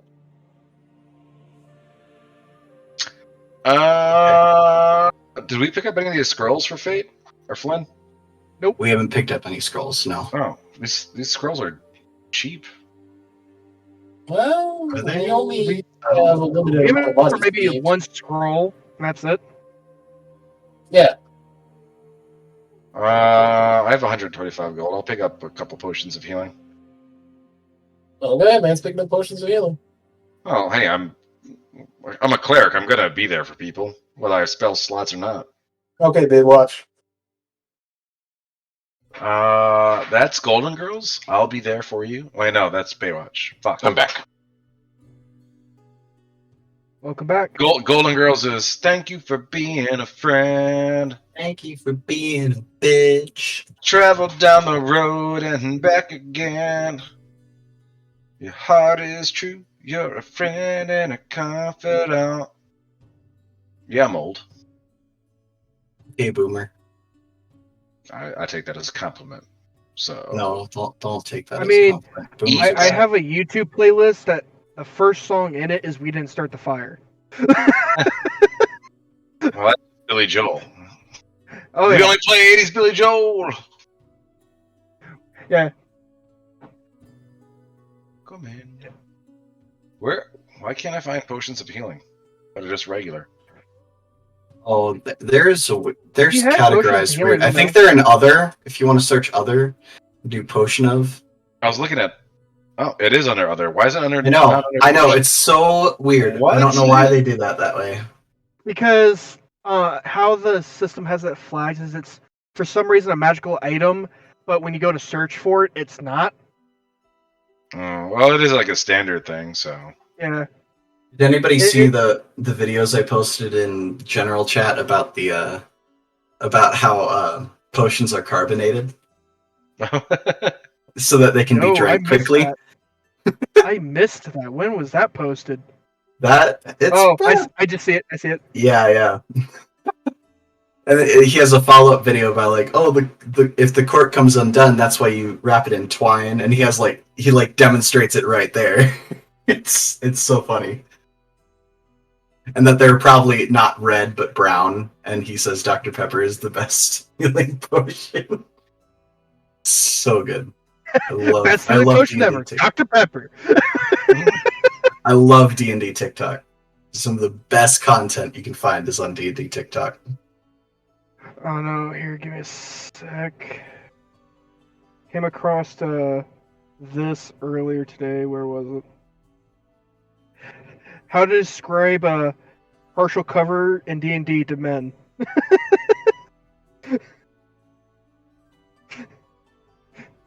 Love that. That's a good one.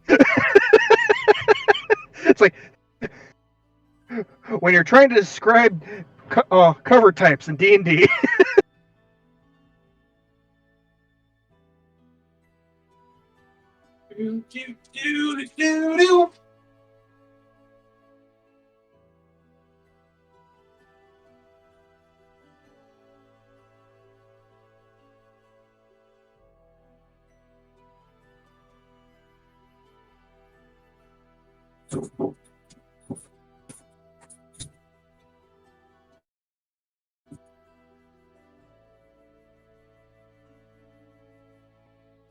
Frog.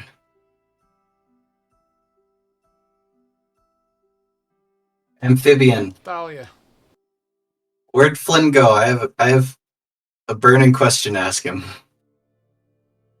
Fate. Whatever. What does that got to do with me? Where'd he go? You know everything. Where'd he go? How the fuck am I supposed to know? You know everything. The DM. He's right here. What do you need? Why the fuck didn't he take prestidigitation? Because What kind of beta spellcaster doesn't take prestidigitation? Fate is one that I call selfish. It's I can very respect it. for a selfish person to not take prestidigitation is almost even more incomprehensible. In his defense, he probably doesn't even know what the fucking spell does. He should know. How long has he been playing? And he doesn't know that Prestidigitation is a spell that is widely considered to be the best spell in the entire game. It would be funny. It would be funny if he has it. He doesn't. I checked. Oh. I have access to his. I can at least look at his character sheet, and I said, "Huh, he's only got 3 cantrips, and none of them are utility." Yeah, Fate's a DPSer. I see that. It upsets me greatly that he doesn't have it, though. Even when he plays MMOs, he's a DPSer. Phileas, you're a sorcerer, aren't you? Sorcerer and cleric, yeah. How about Prestidigitation? You got that? I think I do. We could have saved 15 gold. I have Phileas was not in the right frame of mind at the time. No, he spoke up. He spoke up. That's when, that's when he snapped to consciousness. He was completely lost in his own thoughts there. He came to consciousness after the issue was fixed. I understand. That's so convenient for him. It really is. Today was a very expensive day for Thalia. Yeah, it was. Fucking 35 gold pieces out the window. Yeah, man, he takes care of bloody people. Why wouldn't he have Prestidigitation? He is. I thought that all. He is the Sham Wow of this world. That's a lot of damage. So, is that who you named your character after? Phil Swift? No. So, Steven, man, how's the new gig? I know. Have you transitioned? Are you fully in like? I'm a female now. What? Wow. That's no. Start hitting on, guys. I'm still in kind of both worlds. The event today was like my old job, but they hosted an event in my city, so I had to help out with it. And then like people were from out of town, so I had to do like fucking dinner and drinks with them and shit. That's always fun. I applied for a new gig. A new gig? No, same business, same company, but the center manager, the guy who actually runs the entire facility, he left 2 weeks ago. Hey. So I threw him slim to none. I mean, get it, but at least I want them to see, like, oh, wow, this kid wants some fucking work. Moving on up. Worst case scenario, I get the job. That would be good to get you out of dealing with the nastiness at your current that level. wouldn't happen. Yeah, I would be dealing with the paperwork. Yeah, which is better. And then I would be on the floor from time to time, but it would be a significant lifestyle change, big time. Like, we're talking high-end management at this point. Top flight motherfucking security. What happened? Hey, he's You back. didn't take Prestidigitation, you motherfucker. Dude, you can't use that in combat. Why the hell would I take it? All right, Frog, we owe you a gold. Oh, yeah. Well, That was fucking perfect. I've known Faith for damn near 12 years, man. Wow. It'd be like some loser, be like, "Oh, I'm clean." It's like, no, it's like fireball, boom. I'm gonna put a hole into your feet. Now you fall in the hole, bitch. Weirdly enough, Prestidigitation does not keep you from having fireball. Miraculous idea. Firebolt, Mage Hand, and Mold Earth. Why would you want Mold Earth? Mold Earth is not that good. I You agree. remember that fight we had like about last month where I used Mold Earth to put holes in the ground and like 3 things fell into the damn holes, dude, and like we like ripped up that whole entire encounter because of it. Was I blacked out for that? I don't remember that. With that. I think he's talking about the other table. Oh, okay. I'm amazed how the other table has it.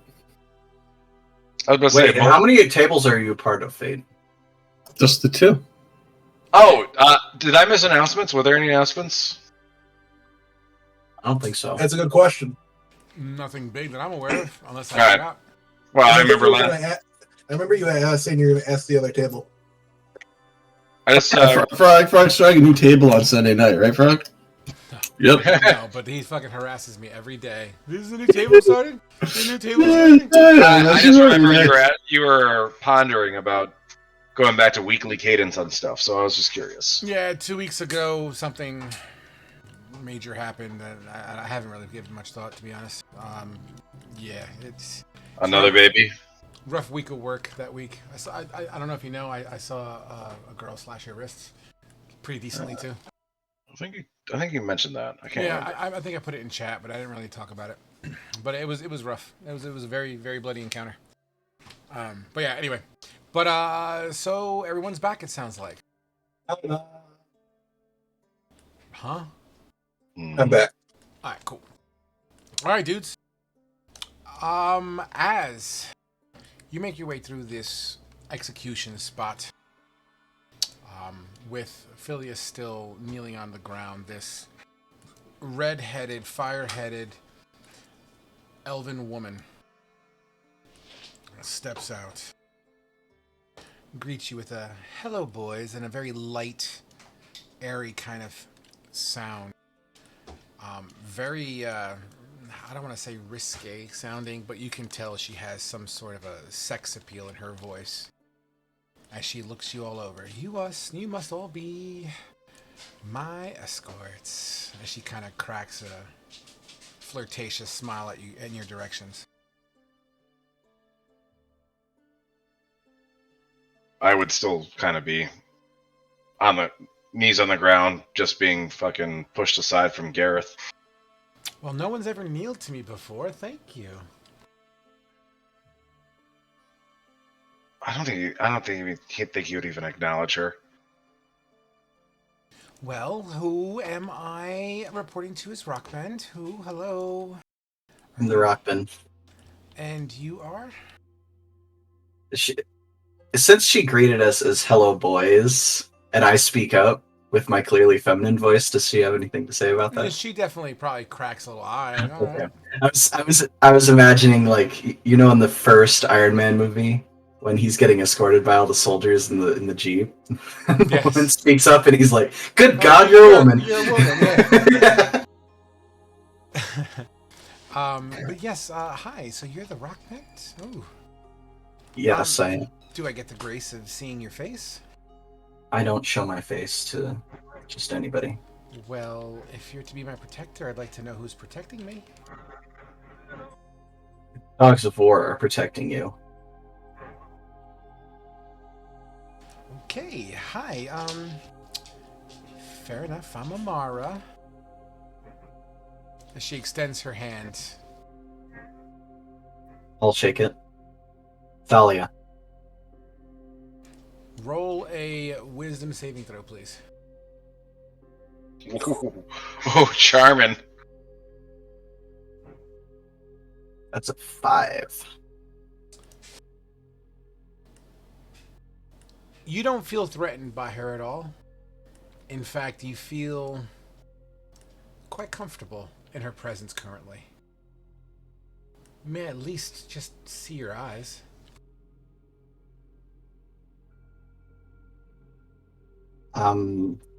That's still a no. Not just anybody's able to just ask for that. Oh, come on, as she kind of reaches for your helmet and kind of just caresses the side of it. I slap her hand away. It's a no. Last time this helmet came off, bad things happened. Oh, I promise. I'll get to see your face before the night's over. Anyway, That's a little rapey. Yeah, that kind of thing happened the last time the helmet came off. I enjoy. Some hag. I enjoy a challenge. And who are you, big boy? Turning to Gareth. He just kind of looks at her. I've seen you around. Now that I'd have a good closer look at you, you're Matua's pet, aren't you? At the mention of his name, he kind of has like that half-second flinch of like anger on his face, and then she kind of grunts, "Yes." Ha! Heel, dog. And she just kind of turns. And you, my friend who reeks of cheddar and turtle, Yes, my lady. Why, hello. A beast with manners. How lovely. Hi there, I'm Amara. Hello, Amara. I am Kerr. Kerr. Kerr, were you born this way, or was the leg not included? My appendages have been lost, saving a brother. Preserving life. Quite noble indeed. I find that charming in a man. Speaking of which, who's down here? Hello? Looking down at Phileas. At the mention of Kara saying he lost a leg, he'll kind of turn around, stand up, start brushing himself off with one hand and dumping some of the soil into a pouch. She extends her hand, kind of like, like one of these little things. He'll, once he's still not facing her, but he's like brushing himself off, turning around, and yes, Lady Amara, and he'll just grab the hand and not really kiss it, but just like Wisdom saving throw. she's charming everybody.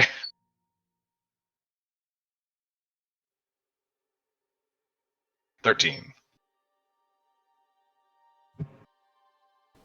She giggles at you, kind of gives you a side-eye glance, a little bit of a wink.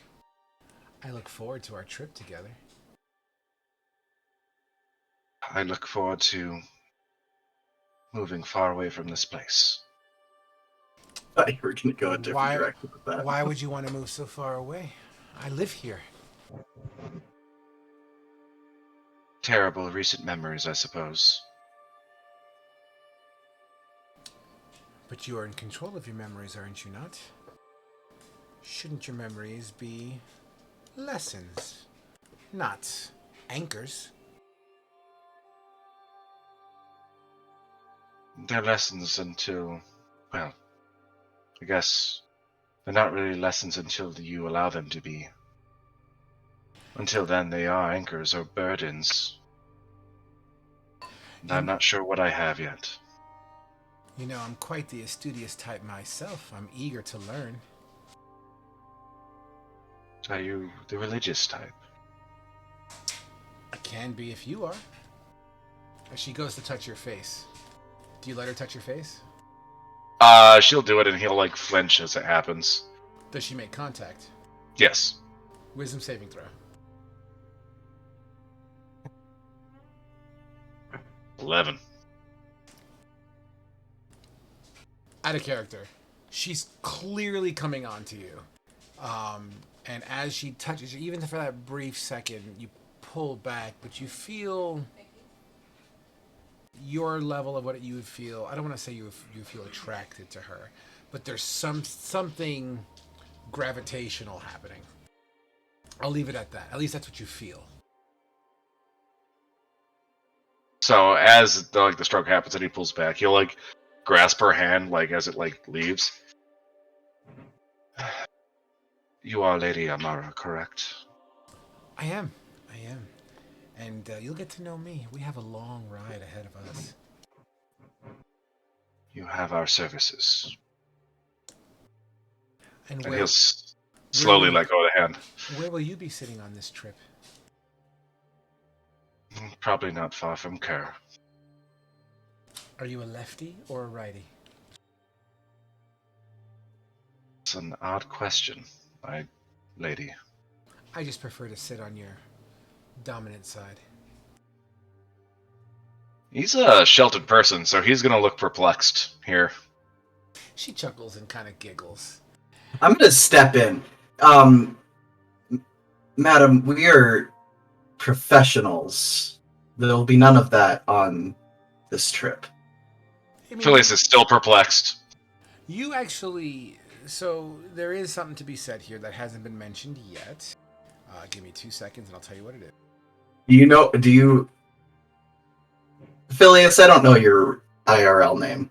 Oh no. I know what she wants. Oh, okay, good. I know what she wants. Okay. Phileas has no clue what she wants.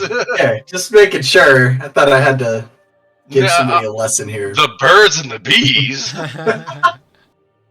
Alrighty do then. see. So there is an insignia on her lapel, or at least where her lapel would be. You know, some sort of branding. It is. Just a moment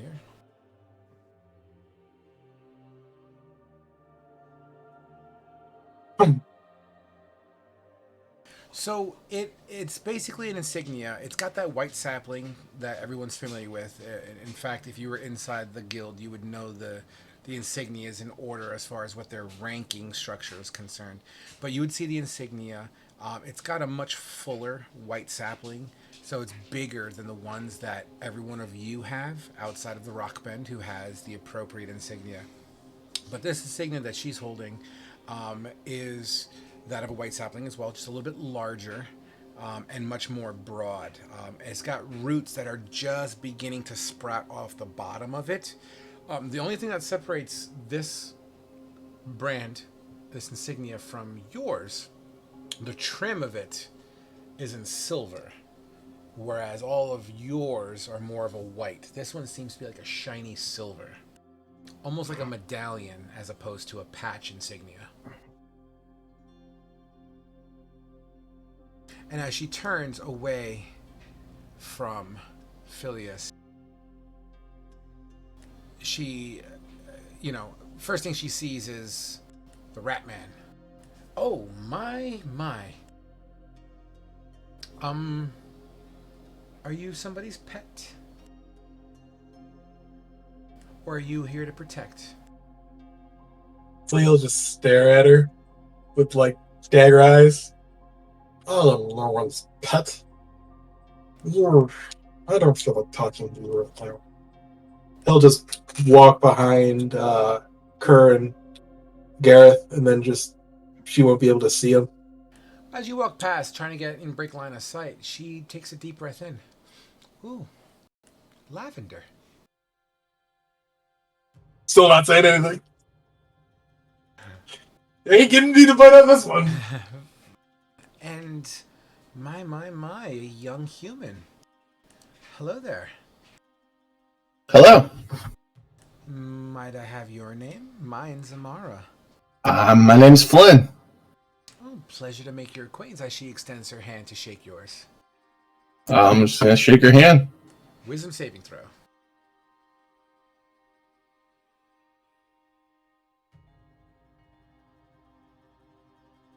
Let me know. 7. You know, her hands are warm and soft.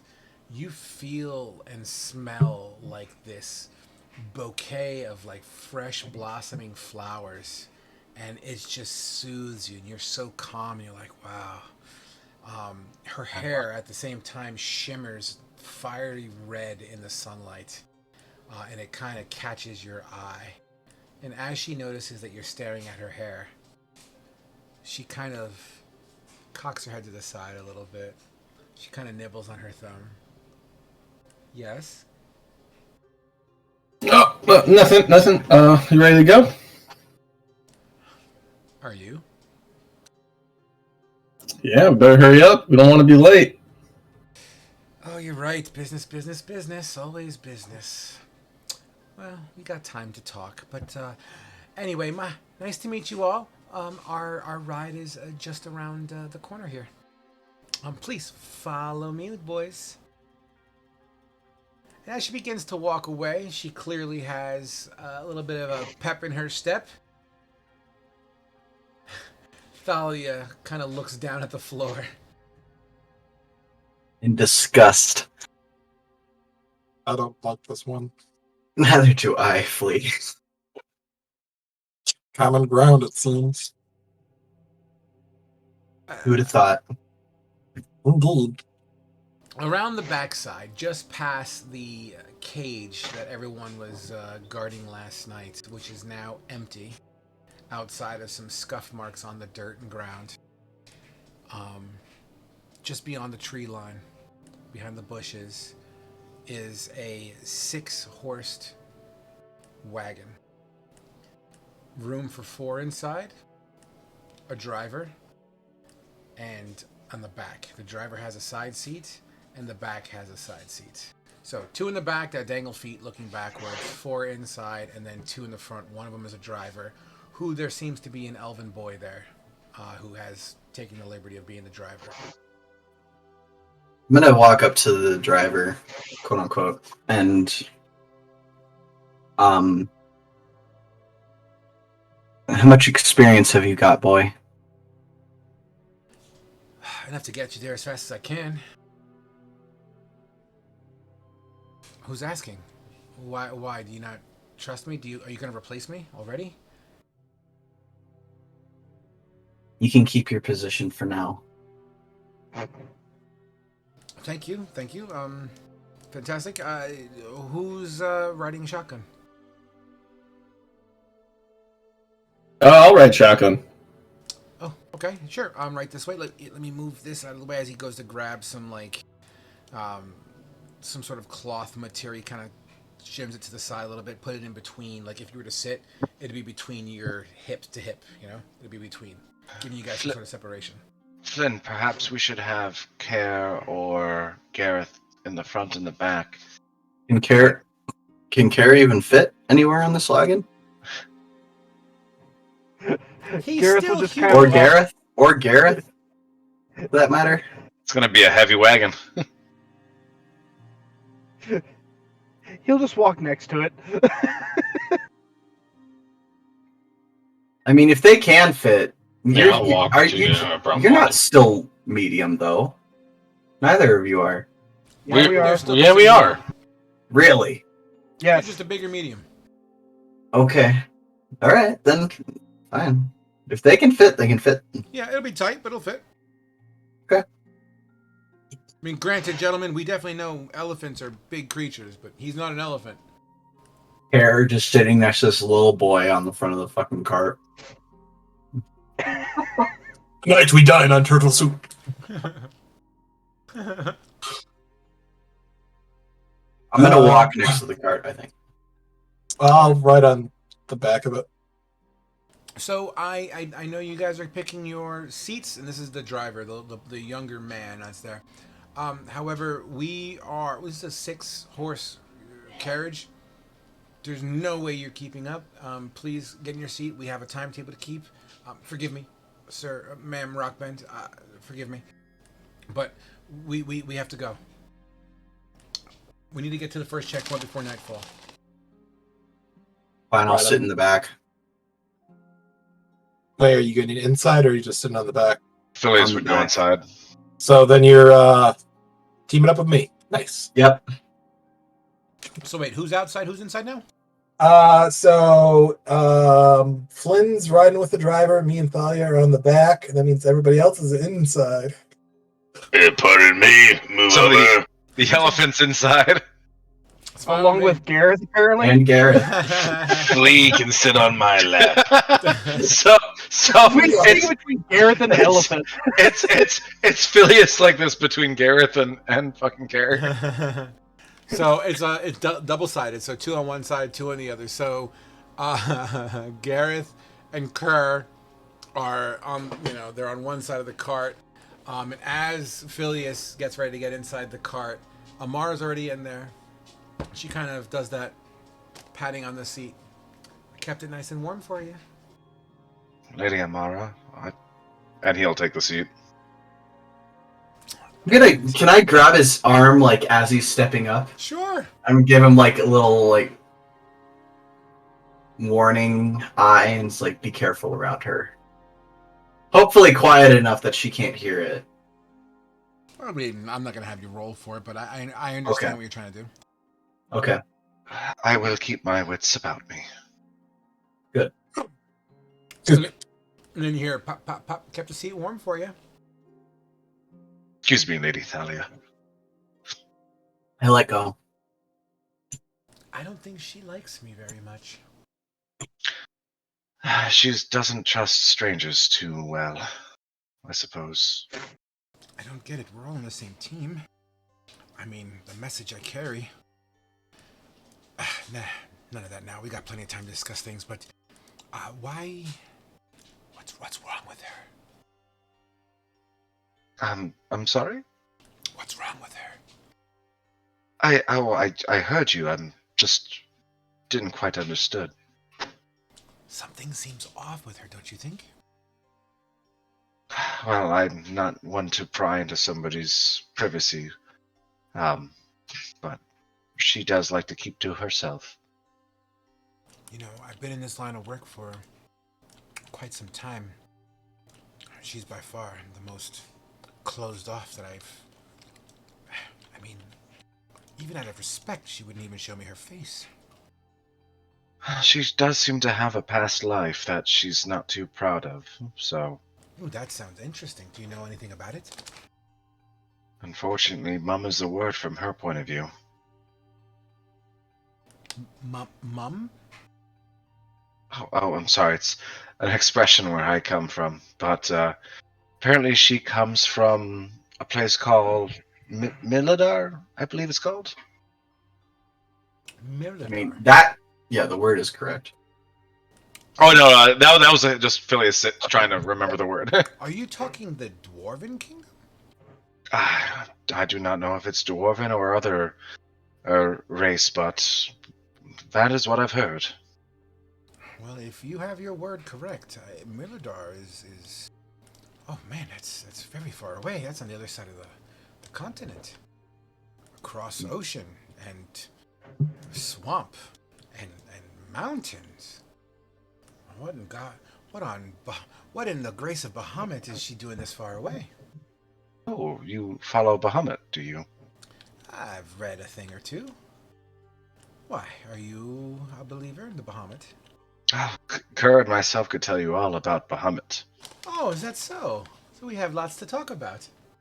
As he just starts gushing about Bahamut. And she listens. An hour into the trip, as you begin to follow path through trees and elevation. It's roughly around noon at this point in time. Kerr and Gareth, you're both inside the cart, right? Yeah, I am. Gareth, because I'm pretty sure and I don't mean to say I'm going to play your character for you, Kerr, but I'm going to safely assume that you are joining into that Bahamut conversation. Like hardcore. Oh yeah, That being I'm said, in. That being said, Gareth,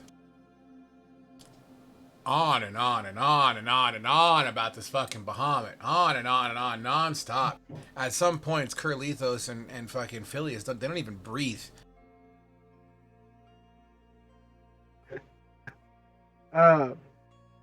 Garrett's just going to reach down to the very bottom of like his pant ankle part, rip off two long strips, one from each leg of cloth, and just stuff his ears. Absolutely. As you turn to the right and you look outside the window of the cart with your new earphones in, your leg pods are in.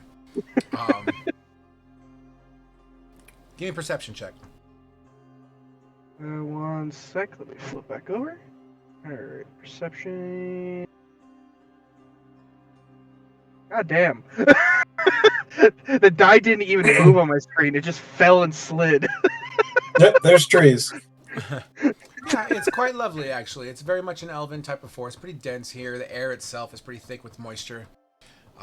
Nevertheless, you guys continue heading down. You can feel the terrain going more downhill at this point in time, but to your right is a river, and every once in a while, the way the terrain hits and the way the terrain twists and bends, every occasionally you can see the river from time to time, but it gets covered up by trees here and there.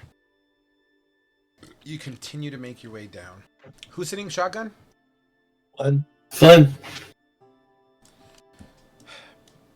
Pretty young for this line of work, don't you think?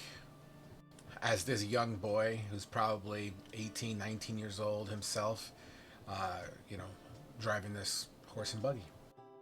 Look who's talking. Yeah, I know, but I was born into this. My uncle, you see, he's been working for the dog since the beginning. It's kind of a rite of passage, I suppose. Well, I've been through a lot, so I'll manage. Oh, it's quite a long trip, couple days at least. What exactly? What exactly you speak of? It's like, oh, I've been training for these types of things my whole life. All right. Are we Marshall? You don't look like a swordsman to me. I'm just gonna hold out like the palm of my hand. I'm gonna semi-cast a firebolt and just have it fade away. Well, that's pretty clever. Have you been doing that long? How'd you learn that? I just woke up one day and I had the ability, and before I know it, I had some people show up and I went off, and I've been training ever since. Man, aren't you lucky? You know, we haven't had a mage in the family ever. My friends had an uncle or a cousin or something. They were doing funny things with the dirt. Some of them even to the druids. But man, never me. I never get that lucky. You know, they say some people up north can actually just read about it and learn it. Kind of like a science. I've heard of things like that before. You think you can teach it, or does it just happen to you? Like how old were you when you figured out you can do that? I was 4. 4 years old.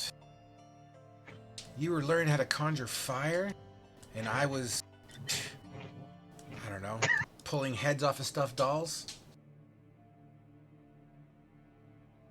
Well, you just have to get good with a sword. It's not in my blood. I couldn't hurt anyone, really. That's why I think my uncle wants me to be doing this gig. You know, it's, for the most part, pretty harmless. You get to ride up and down the street, carry important packages. Knock on wood.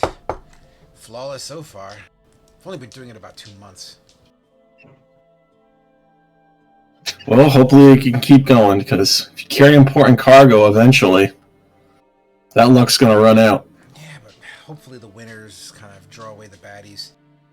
It's supposed to get cold here soon. I heard some of the druids talking about it to the elders. Talking about how it's going to be a pretty wet autumn. And they're inspecting a pretty frigid winter here coming up. Well, good to know. I'll be sure next time I get to a town to gear up for it. Did you hear about this town? Out in the east. Just beyond the Crystal Peaks. They said this is a town called Tomi. They have something like an everlasting fire pit. I didn't believe it myself. It has to be the work of some sort of magic, obviously. I mean, if you can conjure from your hand, I mean, can you make that, does it go away after time, or can you hold it? Because they have this thing, apparently, it's like this massive fire, and it keeps the town warm, even under harsh blizzard-like conditions. Oh, just imagine being able to ride all the way over to there. What a dream. Maybe one day. You're not much for words, are you? Yeah, I mostly observe. One of my good traits. Speaking of which, know anything about the location we're going to? Well, yeah, of course. This is kind of my area. I grew up in these woods, these trees. First checkpoint's maybe about 4 more hours away. It's a little burnt-out shack from back in the olden days. But enough to make camp in, safe, you know, it's pretty quiet for the most part. The druids bless the area on certain checkpoints every once in a while. But the port that we're going to, yeah, it used to be one of the major elven exports for our shipping and our navy. But, you know, over time and the way things have been, or at least about 100 years ago or so, things have been, there's really no need for any real military on the ocean. The Holy Empire had it up until, you know, King Amdir, of course. This is quite the ordeal, causing a lot of trouble back in the east. Yeah, I've heard. There's been some emissaries coming over. Some people. I've been seeing a lot of Holy Empire liaisons coming through, discussing things. Between you and me, I think they're trying to set up some sort of agreement. I think they're trying to hire us. They've been desperate to accumulate the power that they once had. I've heard that before. Something I've heard the dead have been coming out of the ground. I mean, how fucking crazy is that? I've heard those stories as well. Awful. I don't know if I could do it. I mean, all we have here are the greenskins, really, but even they've been pretty tame as of late. I don't know. I keep to myself. Our trees here, they tend to keep us blocked out from a lot of all that political nonsense. My uncle says one day the elves are going to kind of push out to the north and start pushing into that chaos area. But that also is kind of meh. Not much of a threat, I suppose. Well, hopefully this peace lasts for you. Well, by the grace of Lauma, perhaps one day, she'll return and grace us with some more protection. Nevertheless, are you hungry? I actually had some fresh venison here. Here, look. He kind of rips it in half and offers you half a stick. I know, I'm good. I have plenty of bread, I assure you. Are you sure? Because it's really good. Oh, I'm sure. All right, man. If you change your mind, let me know. On the back. Mm-hmm. Who's me? Thalia and... Flea. Flea? Flea. Okay. Yep. First of all, both of you guys give me perception checks. An 8. Well, you guys are rolling like shit today. 7. Yeah, no shit. Okay, I'll keep those in mind for now. As you are facing, your back is to the forward momentum, so you're looking at where you guys are coming from. As the trail gets smaller and smaller, the further you go down the trail, you know what I mean? So it's almost like you're hanging off the back of a pickup truck. And as you're looking out that way, the sun itself is beating through the canopy. The canopy is very thick. A lot of woodland creatures, a lot of squirrels seem to kind of disperse as you kind of go around. You see one of them come from the back of the tree, kind of hunk around the side, and then catches eyes, and he goes back to hiding from behind the tree. A couple of deer, whatnot, maybe kind of drifting off into the distance. You hear some pitter-patter of feet here and there, gust of breeze, some little fluffy, like seeds of a plant kind of fly by like giant snowballs. As you look to your left, Thalia, you got Flea there, who's doing what? Just sitting down and kicking his legs up You're kicking like a your, little kid. Yeah, you're kicking your legs like Kevin Hart on a bar stool. Mm-hmm. Wow. Way to dig at short people. Shots fired. Yeah, Says the guy who only plays people 7 foot plus. that's not true. Athalia is my height. 5 foot nothing? 6'3". 5'12". 6'3". As you look to your left and you see Flea kind of kicking. What did you roll? Yeah, no, nothing. You see him kicking. Is there anything you want to say or do? Not to flee. You hear a blink off the top of your armor. And then something blink into your lap. What is it? You look down in your lap. It's an acorn. Is it just what fell from above? I'll look up, and are they oak trees? You look up, and there are a variety of different trees here, one of which you could identify as oak. All right. Gonna kind of just shake my head and thumb flick it off of me and into the road or whatever. It hits into the road and rolls a little bit, gets caught in one of the wagon track crevices. Okay. Awesome. Back inside. Wow, you guys must really know a lot about Bahamut. How is it you two have met?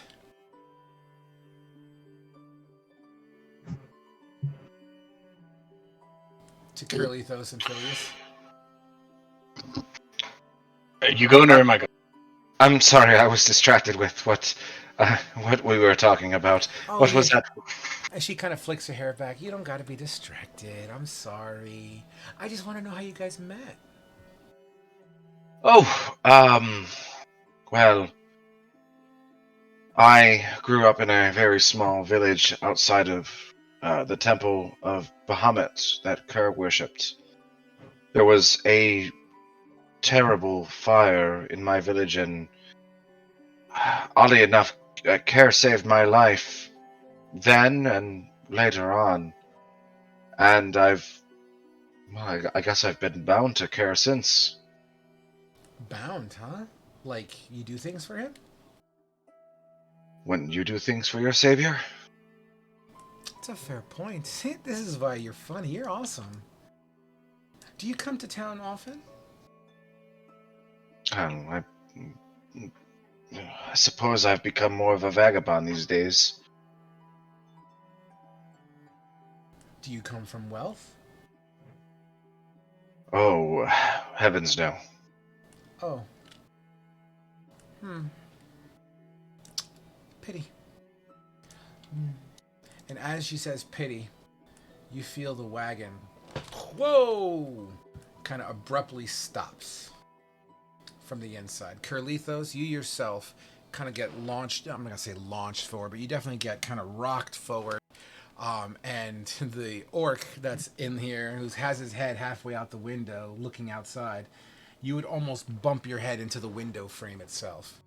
As the I'll full-heartedly just let my head smack into it. There you go. Kabang. Son of a! What the shit? You hear coming from outside. Kind of like talking. No one's muffled or anything. You know, no one's nuzzled or whatever you call that. Or muzzled. I heard a chainsaw. I'm gonna get off and walk to the front. As your boots hit the ground and squish into the soft earth of this road, are you going clockwise or counterclockwise? I ask that because it matters. Clockwise. Clockwise. As you jump down, you would look to your left immediately, and you'd see cliff. To your right, as you go clockwise around, it's trees and forest, and what have you, and you begin to walk to the front. Flea. Uh-huh. What are you doing?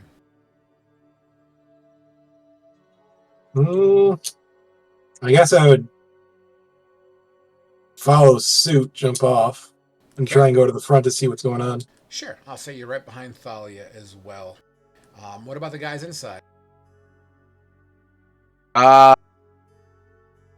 suppose I would try and look out a window if there was like a window to be opened. Okay, as you lean out of your window and try to look up, we'll pause you there. Curlithos, what are you doing? What's the word? I'll just get up and haul my ass out there. The door opens up, and as you step out of the cart, the whole cart goes kind of just rocks as your weight is no longer lopsiding it a little bit. Gareth. Gareth will just kind of move to get out.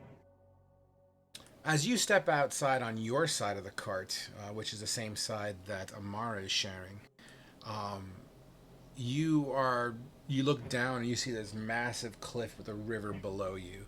As you make your way to the front, pause. So, now that we established how you guys are getting out, Flynn, you and Mr. Carriage Driver here, as you guys were chit-chatting, bantering back and forth and what have you, you immediately see this man in the road who looks a little like this.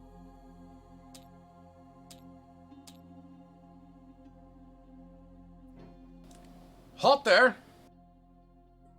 As the carriage driver woes back, and that's when everything happened in that regard. Flynn, what do you want to say or do? Flynn's gonna be like, okay, may I ask why you're in the middle of the road? Yeah, I'm hungry. You have any food? And it's at this point that everyone would start to come towards the front. Don't come any closer. I'm just looking for food. I come in peace. We don't have any food for you. I just saw the kid stuffing his face. Exactly as I said, we don't have any food for you. Okay, I guess we'll have to do this a different way. And you start seeing people coming out from like behind trees with bows drawn. One person in particular starts walking from behind the individual that you're staring at or speaking to. He seems to be wearing a little bit more civilian-like clothing, although he wields this staff. It's about like a 2.5 feet. It's got this purple like gem on the tip of it, and the staff itself seems to be made of some sort of metal. And he just kind of walks up with that out, and he kind of points it in your general direction, but he seems to not be steady. Yeah, You don't want this fight, gentlemen. You don't want this fight, gentlemen. Fine. You want this? Don't move. We'll be forced to bad stuff. I'm gonna walk up to him. No, back. Stay back. He starts kind of backpedaling a little bit. I was gonna say yeah. Gareth would just follow Thalia with a grin. I'm gonna have my halberd ready to go, just like in front of me, ready to just push these people away. Crossbow is aimed at one of the people with the bow, and as soon as like any action's taken, I'm letting it go. You stop. You're making us nervous. I'm gonna tell the carriage driver. Shouldn't we be a bit more diplomatic, Rockbin? Do we want these troubles? Carriage driver, you're gonna follow us, Rockbend? and I'm gonna keep pushing forward. Rockbend, you're at the dogs. You have money. We'll take the food and money. I'm gonna keep walking forward and having the carriage driver follow me as I'm pushing forward. Don't make. One more step. I'll be forced. Even while he's talking, I keep moving. He turns over to the individual with that staff and says, "Now, just do it." Actually, I should roll for this. Hold on. Oh my god.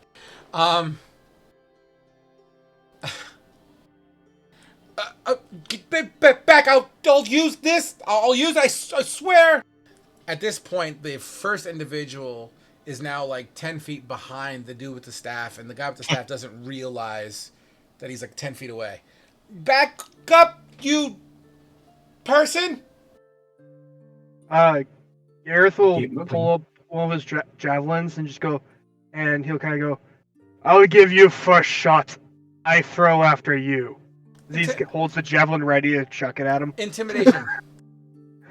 One sec. And you know what, Thalia? Intimidation as well, because that honestly, your approach was fucking scary as shit. 14. Okay. There we go. 15 for me. Nice.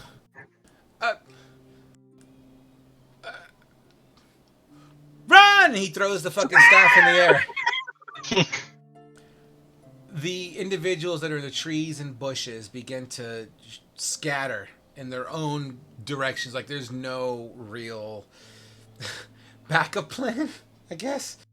As they begin to scatter, the main dude who interrupted you, or at least stopped it, he's following the road in that direction. The individual that was kind of civilian, shoddy cloaked with the staff, literally drops it and runs in the opposite direction. Gareth will move to go. Oh, sorry. Oh yeah, we're not done yet, buddies. All right, so who all approached out of curiosity? It was Thalia. It was. Well, he got out, but I don't know if he was actively... Oh no, I was like, I had my crossbow out, so I'm like near the carriage. I was aiming at one of the bowmen. So as soon as I heard like something go off in front, crossbow was just going. Let me rephrase. I was with Thalia. Let me rephrase. Who is the only? It's just Phileas that's still inside the cart with Amara, right? I think so. Yep. Okay. Okay, cool. I'm like on the outside of it though, so like I'm next to the door. Like door open, just by there. yeah. Okay, so the roll I'm going to have you do, I'll let you do it at advantage, okay? Who, me? Yeah, you. So, here's what happens. As this individual kind of drops it, the gem is on a collision course with the stone on the road. And as you hear a bink, you hear a crack, a crash. This bright light bursts out of the head of this staff.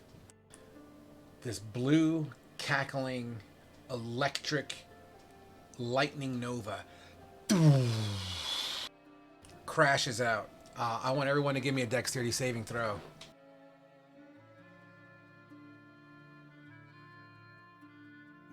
An 14 11. for me. 8. 6.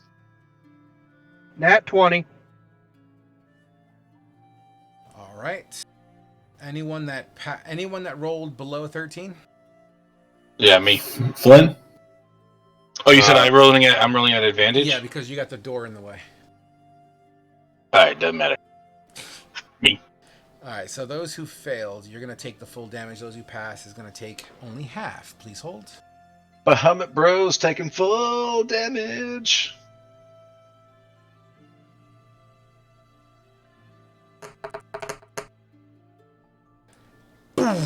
As this lightning nova crashes out and it blasts all the nearby shrubbery and trees and rocks and dirt and just kind of like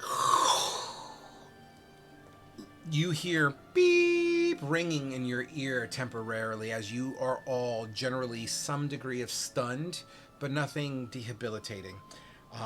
13 damage of lightning scours the area. Half damage for those who passed. Is that rounded down? Always rounded to your benefit. Okay. You said 19? 13. How far is that 13. dude out? Which one? The one that cracked it? Whichever ones didn't run the first. Whichever one's like lagging behind. Yeah, whichever one dropped it, pretty much. Well, he failed his dex saving throw, and to be fair, he needs to make a save. One second. You see, after the stunned kind of concept starts to wither away, you start to kind of come to. You just see his body on the ground about 20 feet in that direction, further down the road. Like dead? Somebody grab that staff now. Is there anything left of the staff to grab? I mean, if you look at the staff area, you see a cracked gem at the very top and what looks like a copper rod from it.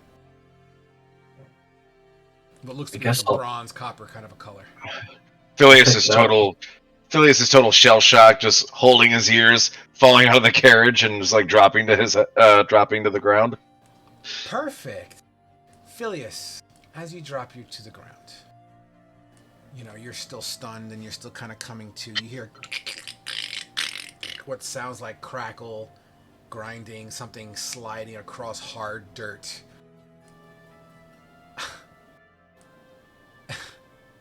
Can you please give me an opposing grapple check?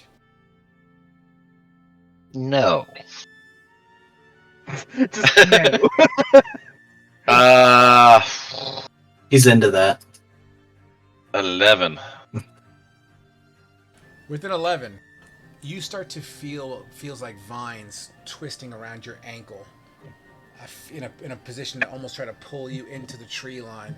But as you pull your leg out of it, you look around and you start to see the shrubs combining. You start to see like a mushroom that was under one of these bushes start to kind of assimilate into it, and all nearby shrubbery begins to kind of slide in together as pieces of trees and bark and any kind of nature woodland-like debris in that area begins to manifest on this side.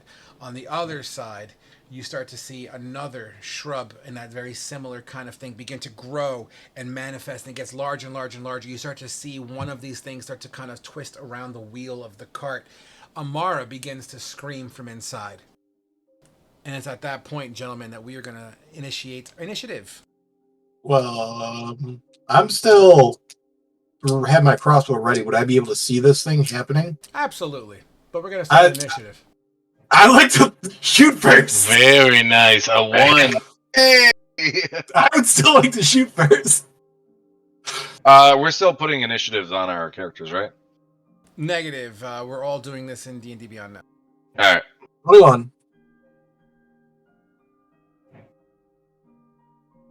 Is that just to get used to using D&D Beyond, or what? I don't understand the question. Like, for the initiatives, like, instead of putting them on our characters still. No, he And then tracks just it having- in D&D Beyond. Oh, I It thought you doesn't said matter earlier for the that he table. couldn't do that. No, he was talking about like the little chart that sits on the side of our tabletop Oh, okay. simulator He- thing. Can't do Yeah, that. when he runs encounters on D&D Beyond, he can see everyone, including the whatever we're facing, like initiative order, but we can't see where everything sits ourselves. Okay.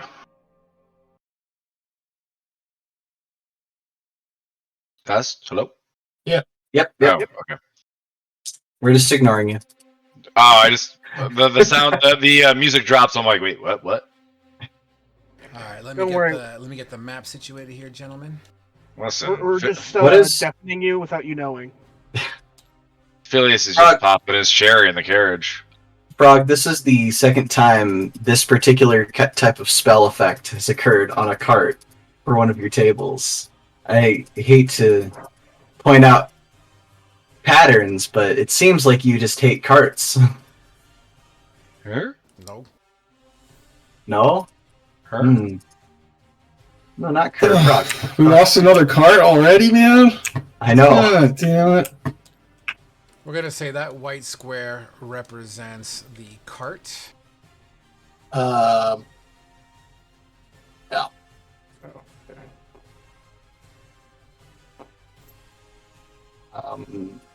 Shoot, where am I at? There we are. I feel like it. Does this look about right for you, Frog? Where I was at? I'm just tightening it up. Carlithos would be back here. Okay, then I was on the other side because that's the way Thalia came out, right? Thalia would be. Yeah. Sorry. Well, you're still. That's right. You did say you came up a little bit to the front, Flea. I'm okay with that. And Gareth, you would be somewhere in this general area as well. Yep. Now, as you start to see these creatures kind of manifesting itself, they cackle and kind of spark this electric radiation that just seems to be the glue that binds it all together. These creatures look a little like this.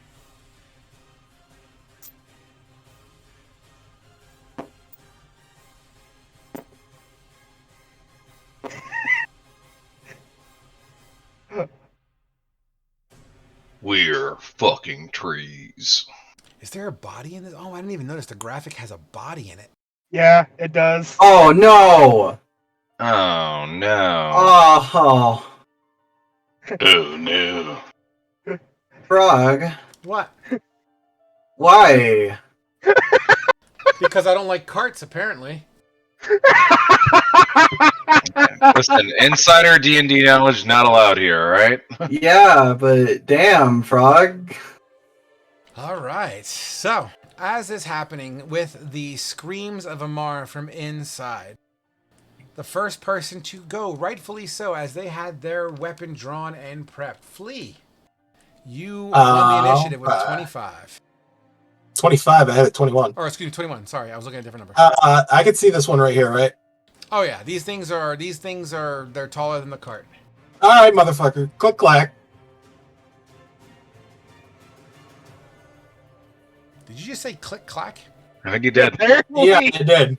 I'm using inspiration. That's his And this is for number 1 or number 2? This is for number 2. Number 2. All right. By the way, guys, I'm not used to D&D Beyond yet, so there might be some clunkiness here. Does a 22 hit? Fucking A, it does. It's going to assassinate. Ooh, get it. So it's automatic crit, so 2d8s coming at you. Sexy.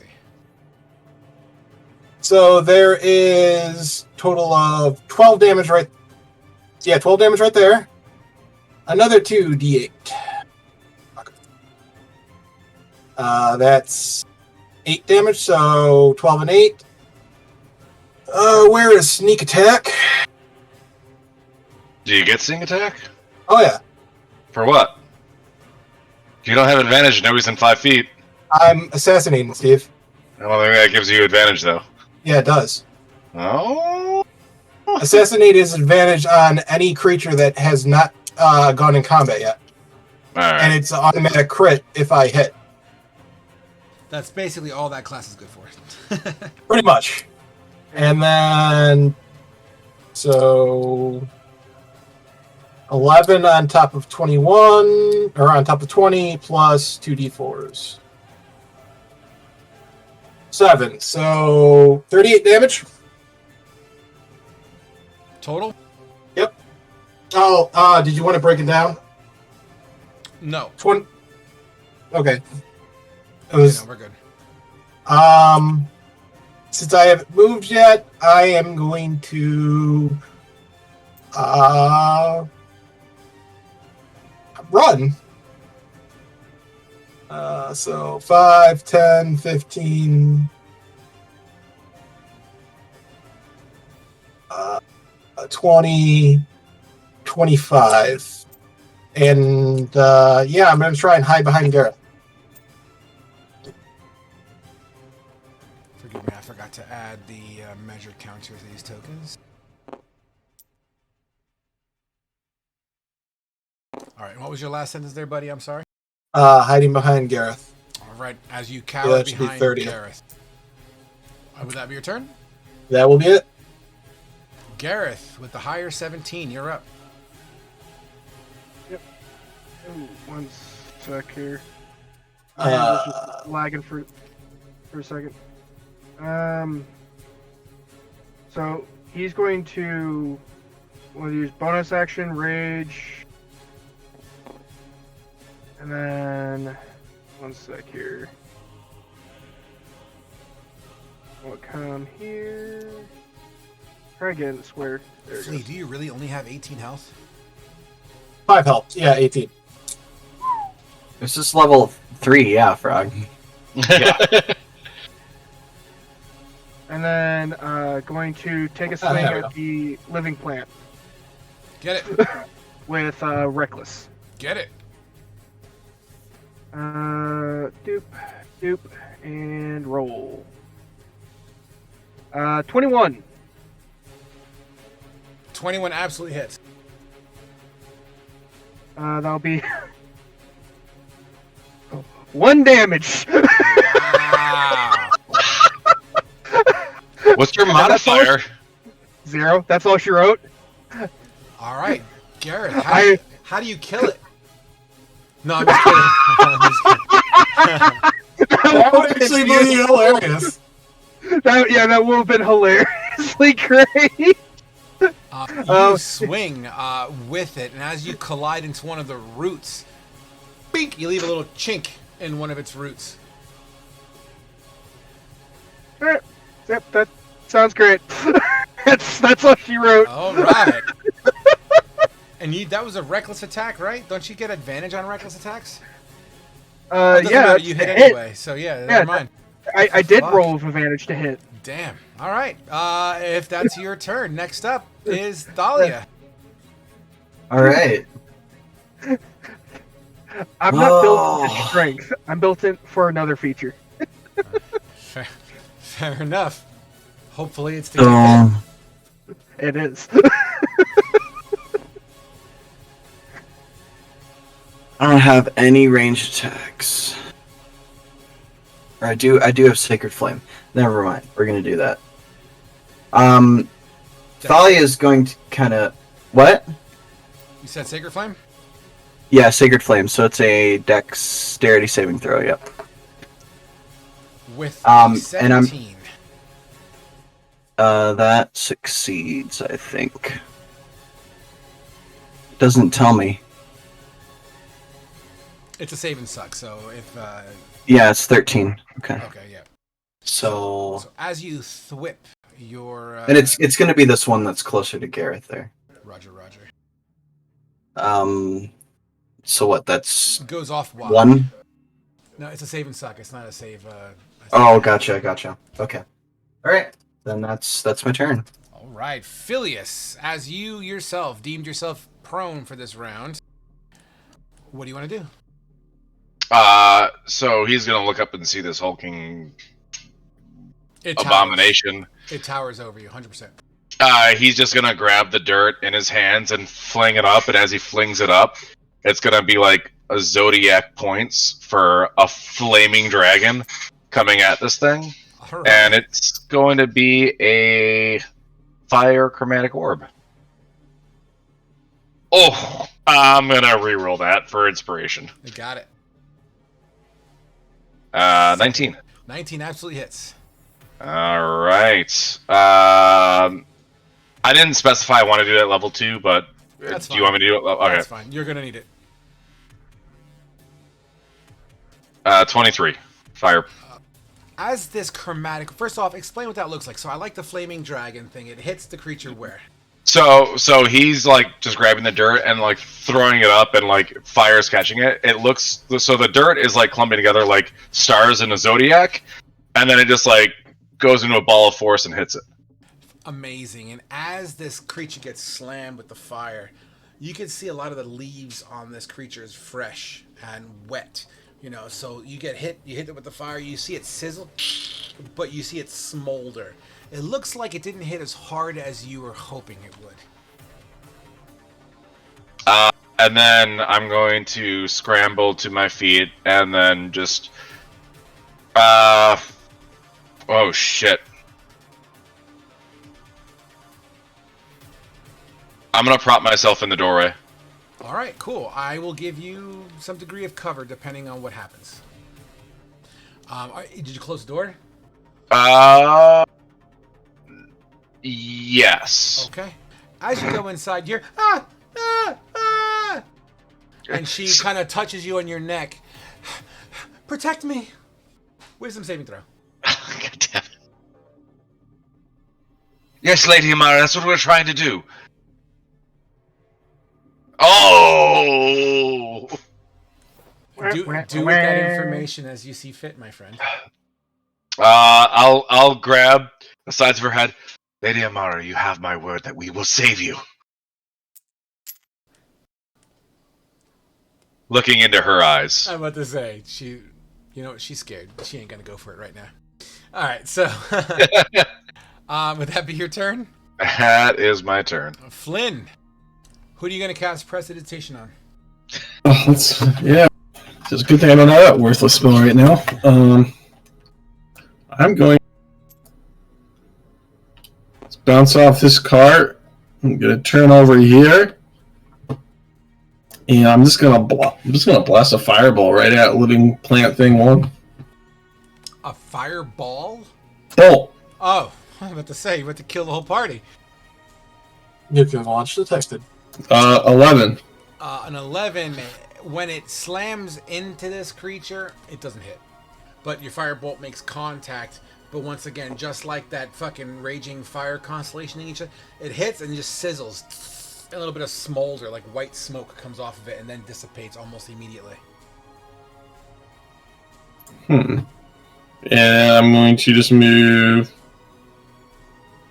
over right to here.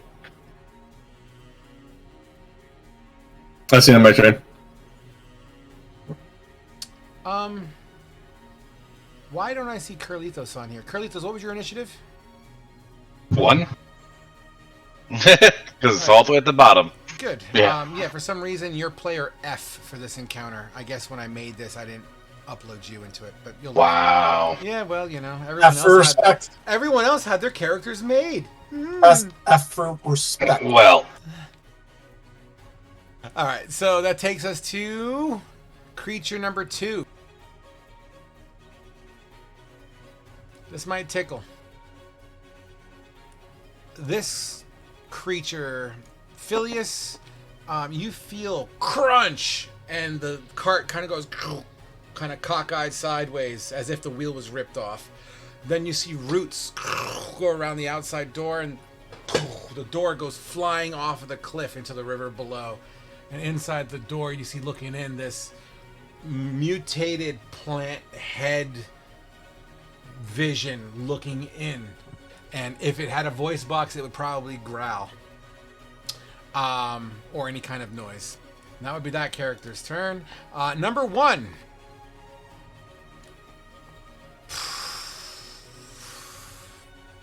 All right, Gareth, you ready to dance? Do it. This creature takes like its arm, I guess, but as it kind of whips up an appendage, the roots kind of twirl together, creating what looks like an arm, and then coming down on top of you. Okay.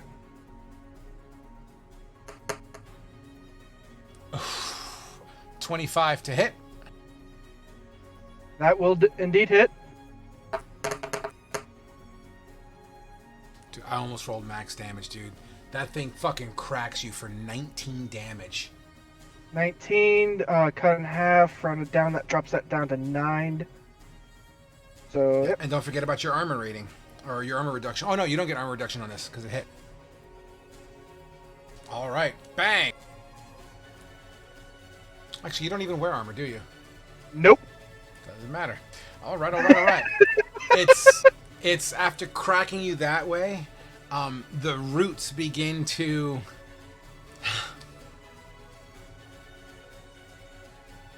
It's gonna do the same grapple, or not grapple, the same slam with his other arm. A 12 to hit. 12 misses. You're lucky, as this other arm, and then as the force of this hit, the roots that twine together to make an arm, they kind of spread out and turn into like tentacles, like vines and moss and shit. And that takes care of that one. Curlithos, seeing Gareth take a hit, you're up. All right. So sorry, my wife just came in the room crying. It's a long story, but it's okay. You guys are gonna be okay. You guys are gonna be safe. I promise. So I'm gonna go ahead and danger. I'm going to. Did it work? Wait, hello. Yeah. Here. Hello. I'm gonna cast Moonbeam. How does it work? How do I? Okay. Sure. I'm casting Moonbeam. It's a 40-foot high cylinder. Sorry, 5-foot radius on myself. 40-foot cylinder. So it's like 40 feet high, right?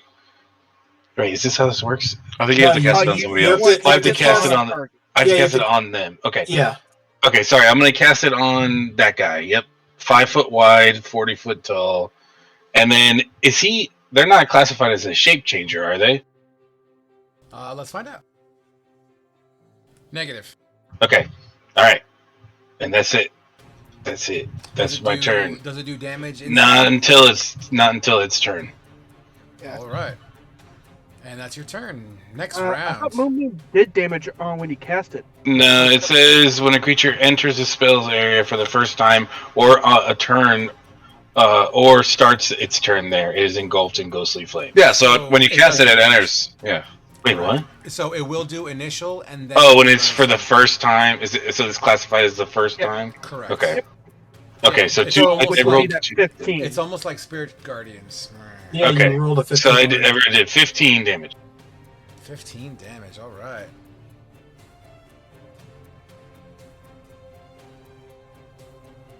Dude, I love the combat tracker in D&D Beyond. It's so much easier. It's so great, It's ain't so it? smooth, man. Like I can literally keep track of everything in one screen. I don't have to go back and forth. It's so good.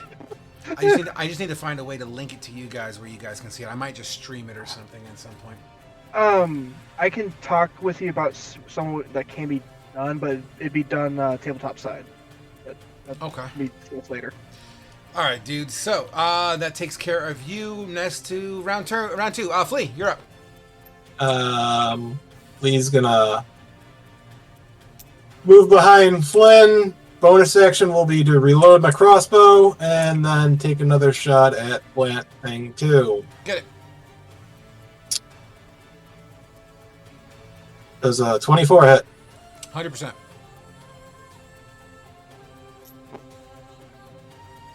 That's 6 plus 3, so 9 damage. You got And it. that will be the end of my turn. Your bolts are just kind of sticking into the roots and bedding and the mossy like just Oh, caked on. 1d4 for poison, but I doubt it's probably resistant to poison, so 2 damage of poison. Doesn't say it's resistant to poison. Hey! Yeah, so I'll give it. If not, that's actually shocking. Almost everything is. I know, right? It's like the one creature that isn't resistant to poison. All right, cool. Would that be your turn? You said. That is. Gareth. All right. Let's see if we can't do another 1 damage. Get it. All right, and Reckless for a 18 to hit. Yes. I did one more, 2 damage. You're getting it, buddy! You're getting it! I'm slowly increasing that damage. You're using the wrong side of the X. Oh, God. Use the sharp end! Would that be your turn? Yeah, that's all she wrote. So you go boop, and then you boop, and once again you're just taking chunks of this thing. Yeah, the first time I went to go boop his nose, but didn't stop my arm soon enough and ended up punching him by mistake. This time it's like, all right, this time I'll actually punch. Thalia, you're up. All right, Sacred Flame again. Phileas, you're on deck.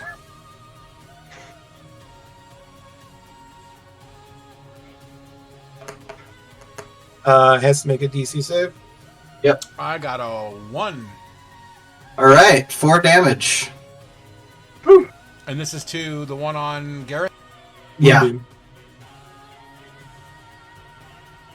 Got it. As it That's it. whips across it, and you see it singe a little bit in holy fire. Phileas, you're up. Flynn, you're on deck. Does Amara have movement speed as well? Or am I gonna have to like drag her? Oh, one way to find out. But she is a player, although she doesn't have a token on the board. I could put a token on the board if it helps. No, that's fine. Make it Asher again. Like Well, I'm guessing our cab driver also died with a lightning blast. Oh, motherfucker. He's unconscious in the driver's seat. Oh, Okay. he did. So basically, what I want to do is grab Amara by the hands and run towards Thalia's direction. Do I get my full movement since she has movement, or is it like a grapple and I have half? She's scared enough to Every follow time you, touch, but you got to give me a wisdom saving throw. feeling, and every time you kiss, I swear I can fly. What the hell? 20. Dirty 20. Okay. Alright. But she takes your hand. Alright, 5, 10, 20. 5, 10, 20, 25, Put your 30. hand in mine. Alright. So she's here with me over here. And then I am going to raise my hand up in the air, and some flames are going to come down on my allies. Gareth, Flynn... no, not Gareth. Flynn, Thalia, and Flea will be blessed. So you add a 1d4 to your attacks or saving throws. Cool. Does that apply for damage too? Because this man needs it. No, that's why I didn't give it to Gareth. I see how it is. Hey man, you're hitting. You're just not doing anything. It's the fucking wimpiest barbarian I've ever seen. And that will be my turn. It's the whippings on your back, right? It's preventing you. Yes, yeah. It's those scabs. It's just yeah. Flynn, you're up. Alright, is there any like a flaming thing on Living Plant 1 or something that would ignite something on top of them? Like this chromatic orb thing, or is there just nothing there? No, there's nothing there. It's not Alright. like grease or anything. I'm gonna grease them then on Living Plant 1. Please hold.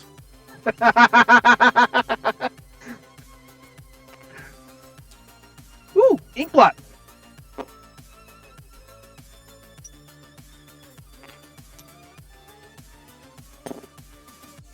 Okay.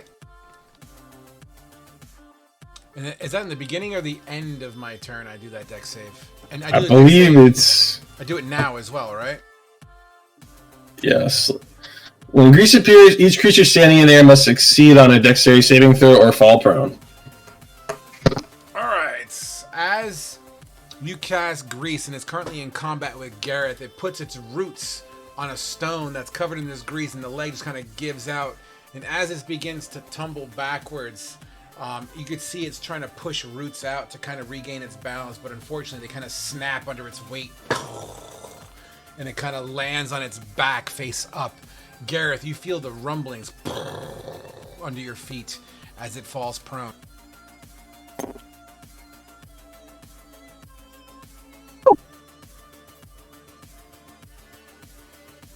And I'm going to slide up to here, and that's the end of my turn. All right. Number 2 goes next. Kerlithos. As you look over your shoulder,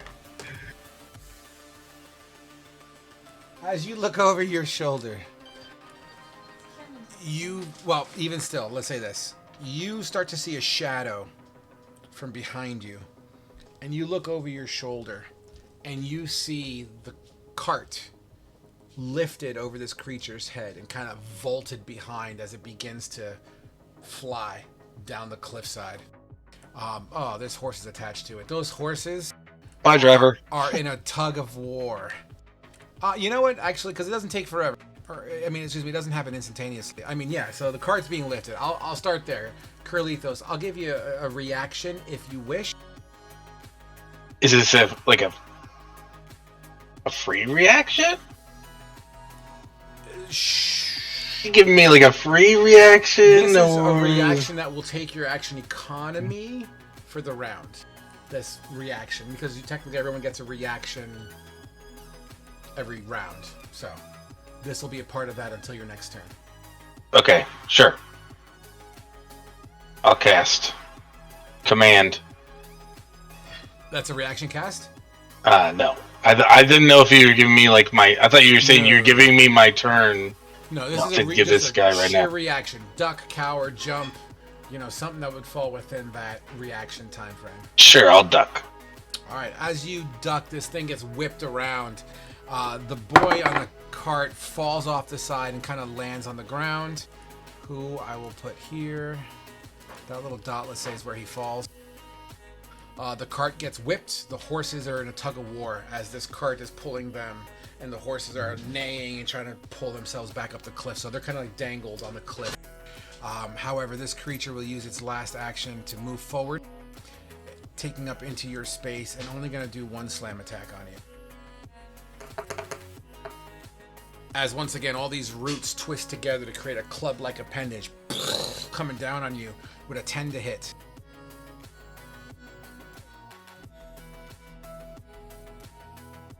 Does a 10 hit you? No, 18. 18. Boom. And you kind of, as you duck under this whole fucking thing, and it nails into the ground. Next up is number 1. Con save for my moonbeam. My save is a 13. 13 is what I rolled. Meet to beat. So that means what? No damage or Half. What's the damage? 6. Right, or 5. 6 or 5. Always 5. rounded to your benefit, so 6. Alright, cool. So, so this thing's got... Is it fire damage? It's radiant. Radiant is not fire. So, this creature will attempt to stand up. Does it gotta do a dex save to stand up, or only if it ends inside the grease? Oh, that's not me. Fate, talking to you. Oh, it's my turn? Sorry. No, I'm talking to you. Is the grease happening? Do I do a dex save at the beginning of my turn, or No, if you end your turn, if you re-enter the area or you end your turn in the area, you have to make a dex save. got you. Let's go with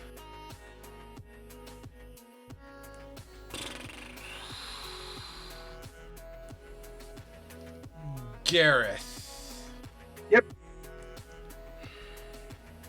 Yeah, it's got to do it. It's gonna do 2 more slam attacks on. Does it stand up? It does stand up. Oh, damn. A 16 and a 12. Neither hit. AC's 18. Kaboom! Kaboom! As you dodge. And this creature is not moving because he's a fucking idiot. So a dex save. With a 15 to my dex save, the roots start to dig into the ground, making it more balanced and more durable on the grease. Next up is number... Nobody. Alright, Carlitos, you're up. All right. I'm gonna move away to taking the attack of opportunity. Taking an attack of opportunity, you got it. Oof, 26 to hit. That'll hit.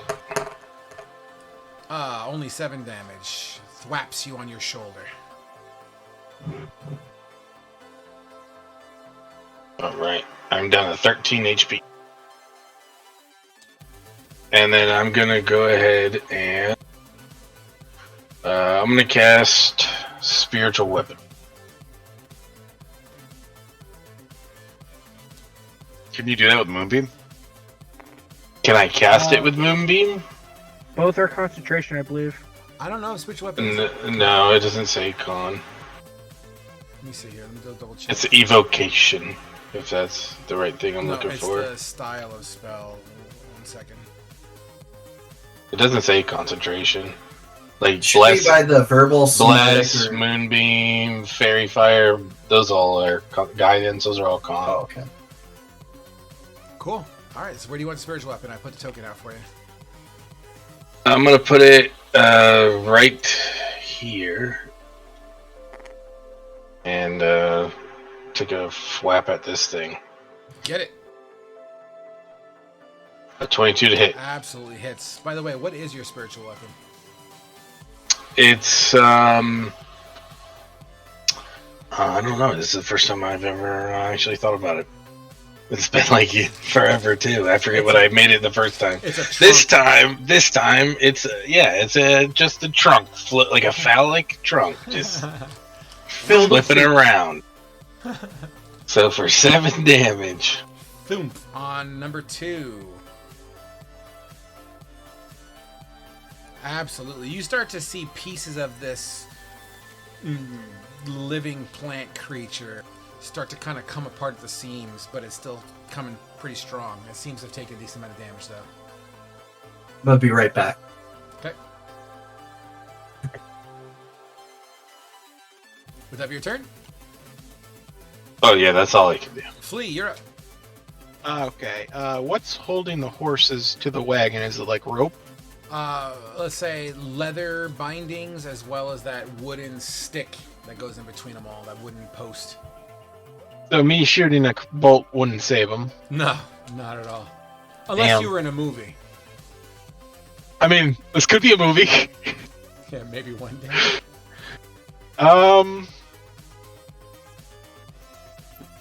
I'm going to move behind Thalia, since I'm still hidden.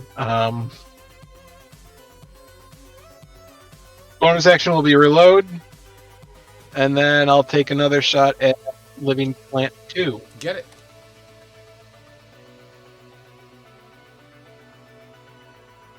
Does a 13 hit? This one seems to pass through one of the soft, mossy parts on it. Doesn't seem to have... Bless. You have a you're blessed. You have a D4.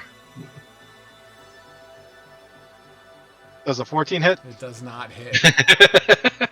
Motherfucker. Apparently you weren't that blessed. No, I was not. That'll be my turn. You got it. Gareth. Nope. 14 hit. A 14 does not hit. That's all she wrote. Thalia. We'll come back to Thalia. He said be right back. Phileas. So. I'm going to usher Amara towards Thalia, and then I am going to. It's a touch spell, so I have to get over here. 5, 10, 15. I'm going to spare the dying, the driver. Nice. What does that look like since we're waiting for Thalia?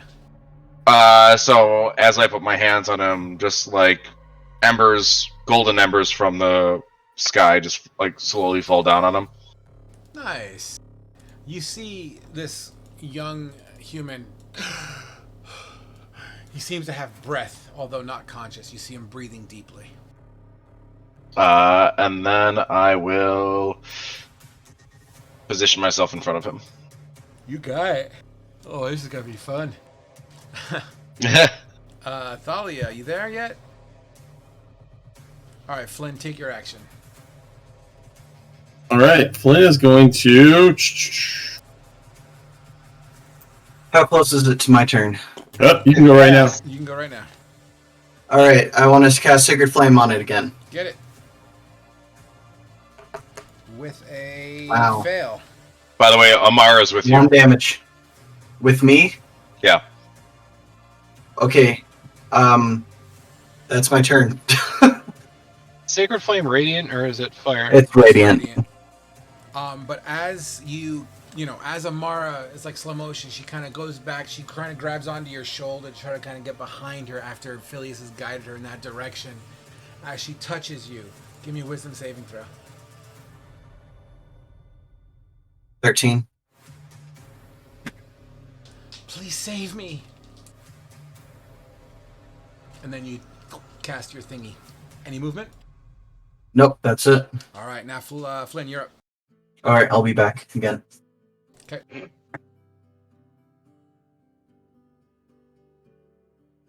I'm going to send a bolt onto plant. Which one is the one that's showing obvious signs of weakness again?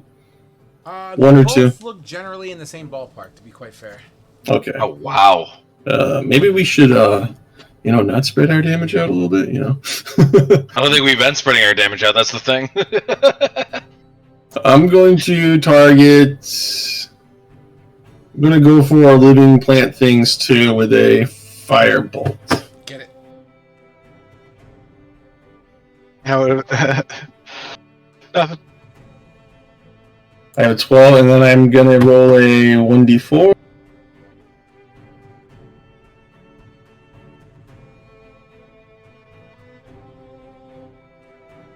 A 2, so 14 to hit. 14 misses, but thematically it slams into the creature and just sizzles into white moisture smoke. And that's the end of my turn. You got it. B number 2 is up.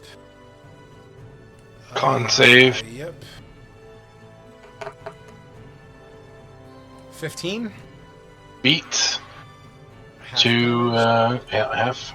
4. Was that 4 damage? You just hear snap, crackle, and popping going on. Oh wait, I'm sorry. I rolled the wrong thing. It was 6 damage, so I was incorrect. Got it. Alright, this creature is now going to attempt to beat the shit out of Gareth again. 18 to beat. A 20 and a 24. Yeah, those will hit. The first one crashes down on you with 13 points of damage. The second one sidearms you, boom, for additional 10. Alright. Not quite done yet. I need you to please give me a...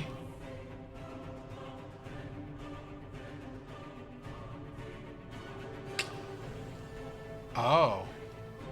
All right, so as these two things hit you at the same time, boom, one from the side, one from the top, the vines on this thing and the bark on it begins to manifest around you, basically wrapping around you like a tree cocoon. You are grappled by it as it engulfs you. You are not only grappled, you are blinded, restrained, and unable to breathe. You can make a con saving throw at the start of each of this creature's turn, or you would take additional bludgeoning damage as it squeezes you more. I don't get like a check on the. No, because it hit you at both slam attacks. It automatically happens. Yeah, it's pretty brutal. I'm getting the fuck out of here. So you are completely wrapped up, literally like a spider cocoon, but made out of wood and fucking moss and bramble. Okay. But yeah, but you don't take damage or anything until the start of my next turn. But you can, yeah. Let me just read it again here. The engulfed target is blinded, restrained, and unable to breathe, and it must succeed on a con save at the start of each of this creature's turn, or take blank bludgeoning damage. If it moves, the engulfed target moves with it. Oh, wow, dude. But technically, this is considered a grapple, so I don't see why you shouldn't be able to try to fight out of the grapple. Yeah. Look at the multi-attack. That's all I'll say. If both attacks hit a medium or smaller creature, it is grappled. Ah, got you. Yep. You're absolutely right. I'm not. That's why I said that, just so I wasn't saying information. So in order to escape, so yeah, on your turn you can do the escape DC. All right, cool. No, beautiful. Thank you. Yep. All right, cool. That takes care of that creature. So next is going to be number 1. Yeah, it's got to make a dex save. Oh, it does got to make a dex save. Zip. And if that's for one, or, Nat yeah. 20. 19 to be exact. I got a -1 on my dex. Good hero poses. As it just totally is like sucking on you. Absolutely. Okay, so that takes care of that one. This one is next. All right, Phileas. I hope you have a plan, bro. It doesn't want to go after the spirit weapon. No, I can't target spirit weapon. Oh, you can't? Shit. The spirit weapon does get attack of opportunity, though. It didn't leave Yeah, it. it didn't leave it. Yeah. Yeah, I know. I'm just saying that does occur still. That happens. I thought we covered this base. I believe the spiritual weapon doesn't have an action economy. I was under the impression. We'll have to double check it. I'll check it. Yeah. All right, cool. So Phileas, I gotta stay true. Here we go. That's all right. Phileas had to stay true and get in the way of the dead. Believe it or not, I rolled an 8 for my first attack. Hey. And a 20 for the second. No. Don't you have armor?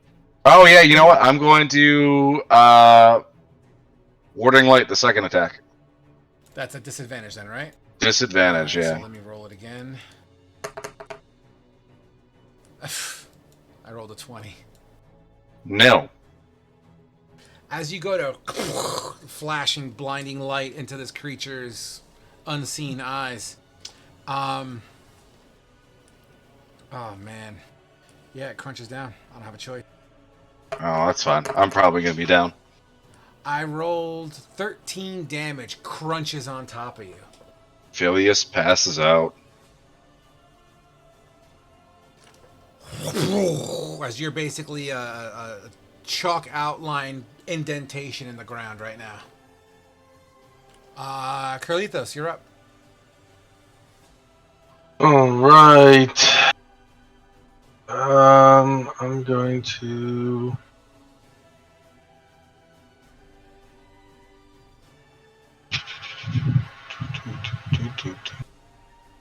Can healing word impact somebody that's downed? Absolutely. I'm gonna healing word. Healing word is my by friend far here. one of the most overpowered spells in the game, in my opinion. Yeah, and it's a I'll do bonus that. action at that too. 1d4 plus. 1d4 plus 3. I think It the only doesn't. other Oh, there. Oh, 2d4 plus 3. Okay, there it is. 8 for him. Oh shit! And then You can flavor that however you want. Dragon appears and just pukes on Aphelios. And then let me check. phallic trunk pops up and sprays soup into his mouth. And then as an action, no, that's it. That's all I can do. And confirm, spiritual weapon does not do anything other than move and attack when it moves. Because it does not have a soul. All right, Phileas, you are conscious, although on the ground. And Curly's was that the end of your turn? Yes.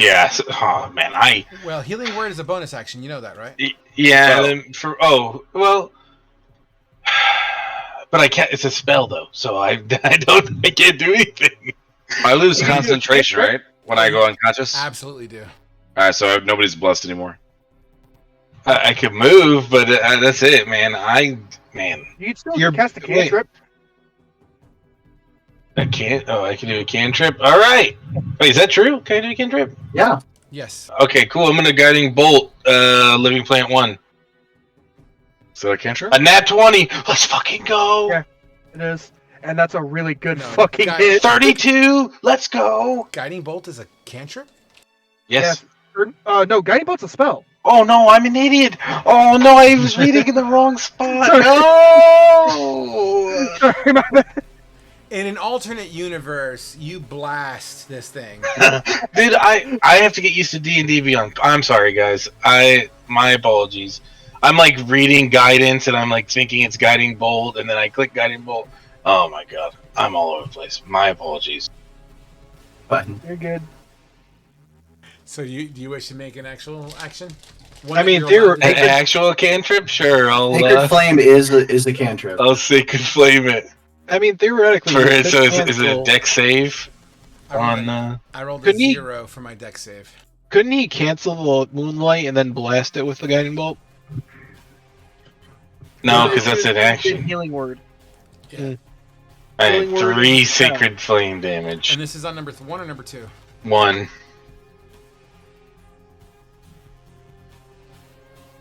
And you guys are definitely whittling it down, but these things still look pretty healthy.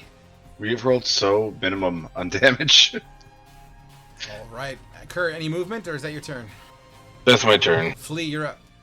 I'm going to. Mhm.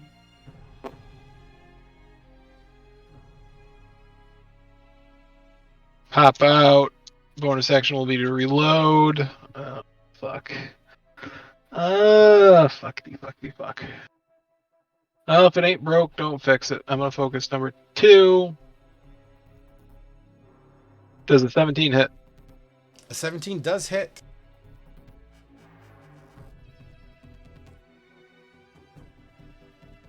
Four damage plus 3 plus 1d4, so that's 6. Do I get sneak attack since I was considered hiding? There's a friendly conscious player next to it. You get sneak attack. 8.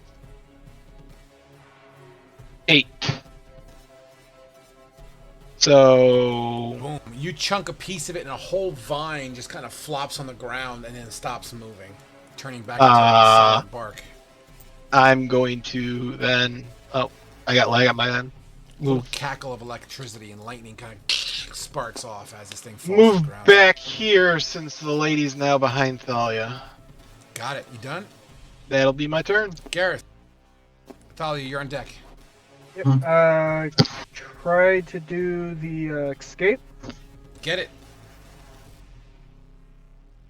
Yes. 22. why don't you flavor how you get out of that full-on cocoon of wood?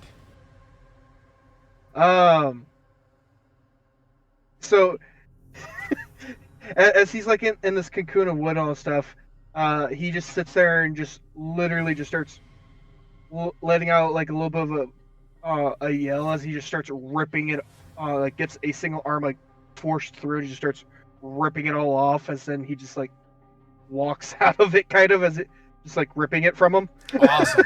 As you break free, you fall to the ground as you were lifted like 2 feet off the ground in this kind of engulf, and you fall on your feet. I'll just use the movement to stand up, and that's all I can do for the turn. Absolutely. Thalia, you're up. Phileas, you're on deck. Sacred Flame again. Get it.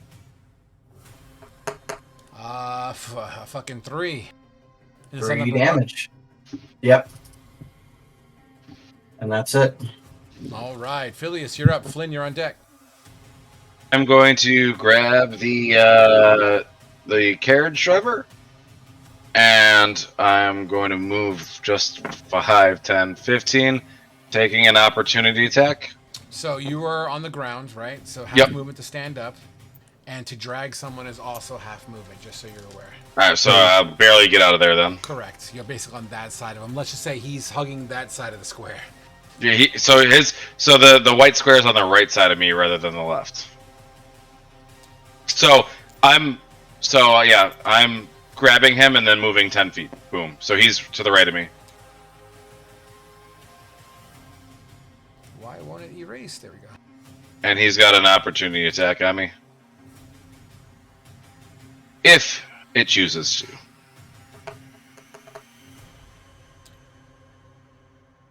If it chooses to. 13 to hit.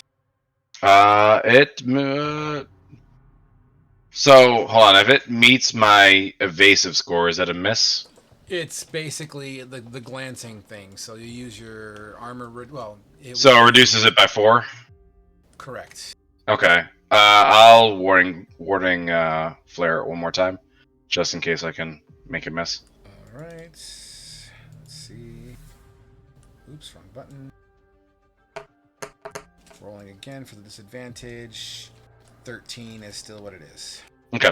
So yeah, you can roll damage and reduce it by 4.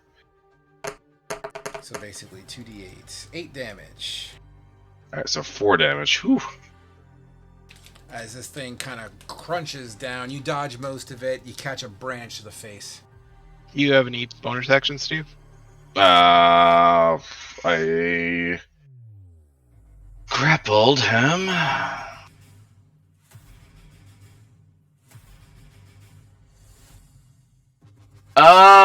You know what? He hit me, and I don't like that. Ah, I know. I hear a warlock coming right now.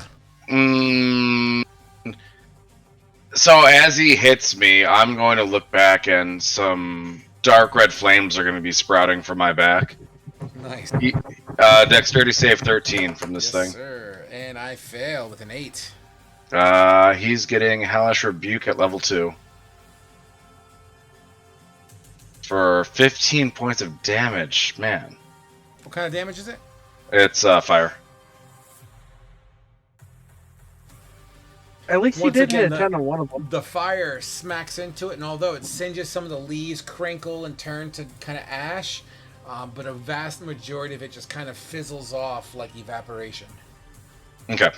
And that is my turn. All right. Number 2 is next, who's fire bad.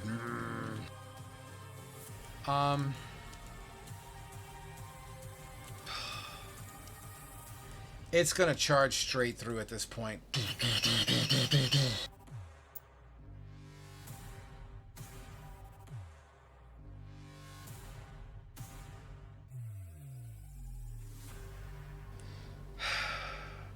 Yeah. Full movement. Phileas, you can get an attack of opportunity if you wish. Oh god. You might as well take it, Steve. Free damage. No, I used my reaction. Hellish Rebuke's in action. Ah, fair enough.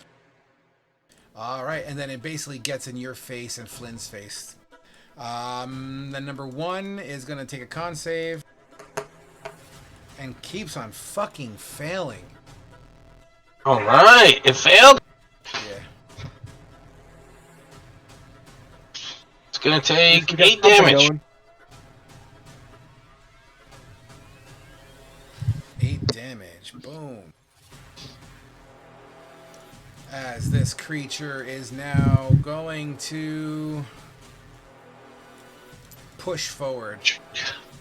basically almost I mean, granted, he's going to use his full movement to go around you, but thematically it kind of shoves Gareth to the side a little bit as a push. Which way did he Right. go? Which way did he go? My spiritual weapon's right there. Spiritual weapon. Spiritual weapon does not get a Wait. attack. When he's leaving, Which way doesn't did he have to go, make George? a Which way did he deck go? throw for the tar? For the grease? Not when he Yeah. leaves it. Not when you leave it, no. Ah, damn. Did he move? How fast did this one here move? It dashed. Oh, it dashed. Okay. All right, so what's going to happen here is Carlithos. It's your turn. With a 13 to hit. Sorry, 12 to hit. 12 to hit. 12 to hit. Doesn't hit. It's in your EC, right? No. Wait, what? Your 12 to 18, is that your ECAC? Oh, yeah. As it glances you for 13 minus your, basically your armor reduction, I believe it's 5 or 6 for you. What's your armor reduction? I think it's 6. It's the product of the 12 through 18, right? Yeah. Yep, so 13 minus 6, so 7 damage. Good. Multiply. It's going to crush that, and then it's going to, not even looking at you, Gareth, a vine comes from back of it, smacking at you. Oof, 25 to hit. 16 damage to you, Gareth. That's 16? Correct. Okay. That would be that creature. Carlitos, you're up. Alright. Steve, didn't you buy health potions? You could have used one as a bonus action. No, wait. Are we doing Yeah. that or no? I didn't know that we were doing that yet. Alright, I'm gonna use my... You have to do a on the moonbeam. Oh yeah, I have to do a con save for the moonbeam. 17, is it? Yeah. Wait, Yeah, that's I don't actually, that meets it, isn't it? Right? It's 10 plus whatever damage, or 10 or right? It's 10 or half the damage. 10 or half the damage. Yeah, that makes it. Okay. So your movement's still alive. Okay, so I'm gonna use my... What's this? Use my action to move the moonbeam on top of him. Con save for him. Out of curiosity, how far can you move the moonbeam? 60 feet. Okay. You might want to move it around Yeah, Gareth. let's move it around me so I don't get hit, please. Yeah. That's all I had. Fair point. So it's going around Gareth and back onto the creature. Technically, that still hits the creature without harming your teammates. I'm guessing that's where you want it. Yeah. Okay. And then con save for him. I rolled a 5. This thing is just burning up in the moonbeam. Moonbeam! For 11 damage. You'd be surprised. This moonbeam has actually done some work. And then bonus action, move the spiritual weapon. Attack. A 15 to hit 15 hits for 5 damage. for an additional 5. This phallic fucking spiritual weapon just smacks into its fucking body, crunching it. 5, and that was for number 2.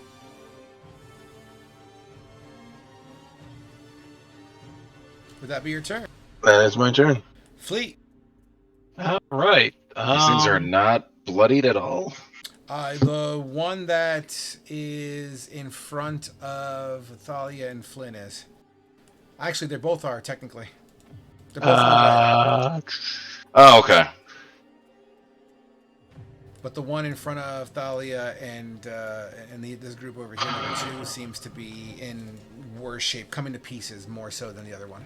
Since I'm still in hiding, bonus action to reload and fire again. Get it? 18 to hit. Hit. Boom, boom. So that's 7. Don't forget your sneak attack. 4 poison and 2. Total? So, what was that? 7 plus 3 plus 4 plus 2. 10, 16? Got it. And that'll be the end of my turn. You got it. Next up, Gareth. Thalia, you're on deck. Taking a swing at the battle axe. Get it. 13. Miss. Nope.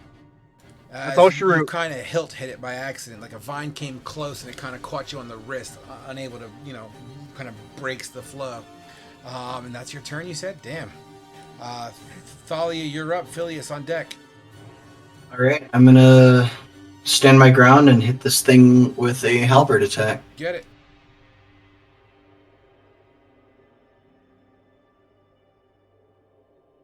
Woof. Also coming slightly short, hitting it with below the blade on the hilt. You All feel right, a that's my you feel a dung vibration inside your halberd. Phileas. Kill something. I'll lay him down in front of me, and I'm fucking beat up. But I guess I'll take a rock here from the cliff, and golden energy will emanate around from it, and I'm gonna catapult it at this one in front of me. Sexy. Get it. I think it's a deck save for me. Yep, 13. I fail with a 4. 48. 4d8? 26 damage. Holy shit. What kind of damage is that? Force? Hold on. No, I believe it's bludgeoning. bludgeon. It's bludgeoning, I think. Hold on one second. Where's the damage? It should say Bludgeoning damage. It's bludgeoning. Yep. All right. You cast this catapult into the back of its head. This rock, well, wherever its head would be, just shatters it open and and you see spores just kind of release into the air. This creature is literally coming off at the seams, coming apart, but it's still standing. Which one was that? Was that 2 or 1? The one that's in front of Thalia. So 2. 2, yeah. Flynn, I'm sorry. Are you done, Phileas? So, sorry, since my brother mentioned it, are we incorporating the bonus action potion rules or no? If you have it on your belt as a quick slot. I do. I bought, and on the break, I bought 2 health potions. That's perfectly fine. Alright. And how does this work? I've never used a potion in D&D Beyond. There is a cheat sheet on the back here. What kind of... So, just potion of healing, so 2d4 plus 2, so I'll just roll 2d4. Okay. And it's an action to force feed it to somebody else still. Correct. So 7 points of healing I get. Get it. That's my turn. All right. Flynn, you're up. How badly hurt is plant 2 in front of me? It's coming apart. Like the branches are separating, it doesn't really have much. You can see a lot of gaps in a lot of the places. And actually the gaps, you can see like static electricity kind of sparking, trying to keep grips. I'm gonna cast Mirror Image, Okay. and now I am going to run to here. And 17 to hit. I would just, I'm just gonna shield that. All right. And you do so as you see this little force field crack and spark as the branches make contact. Would that be your turn? Yep. All right. The thing that's almost falling apart completely. As its branches are just whipping around in circles, just flailing like a wooden tornado. 2 slams go towards you, Thalia. One for a 16, the other for a 16. So those both hit within ECAC, so damage is reduced by 8.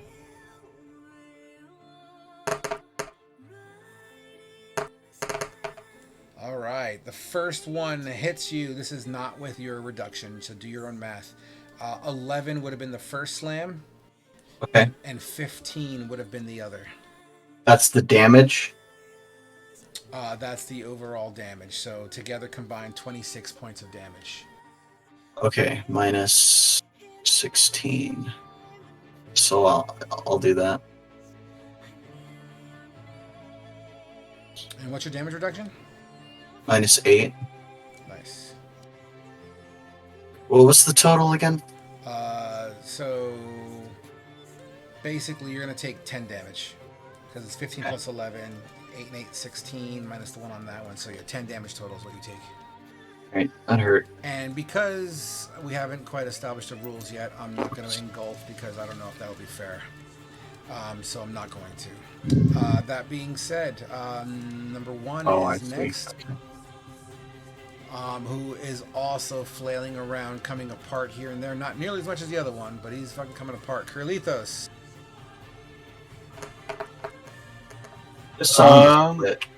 Curlithos, So, this thing is going to swing at you for 24 points, or 24 to hit. Doesn't it take its moonbeam first? Yeah. Oh, my bad. You're absolutely right. Con save. I failed, but a fucking 6. High damage. For 7. Not high enough. Now, hit for a 24. That'll hit.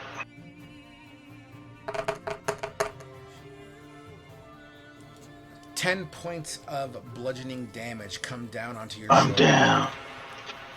It actually leaves its branches on the ground, and you start to see like branches engulf. The other arm comes down as well, doing additional damage in the Curlithos, so -1 on your death save. But because both of those hit, you start to become intertwined and brambled up. This creature, and by the way, your moonbeam is now gone. Mm-hmm. This creature will continue to lurch forward under its momentum, heading towards the bushes and whatnot. I'm just placing your token on there to represent that you're engulfed in it. Okay. You are, like before, you are blind, restrained, and unable to breathe. Good. Okay. That takes care of that. Next up, we have Curlithos. Where do I make the death saves? I don't see it on D&D Beyond. So for death, You have to zero out your health, I think.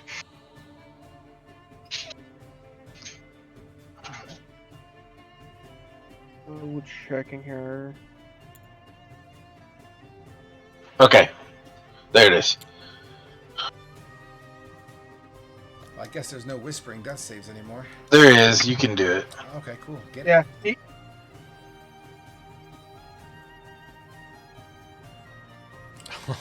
Okay. All right. Flea, you're up.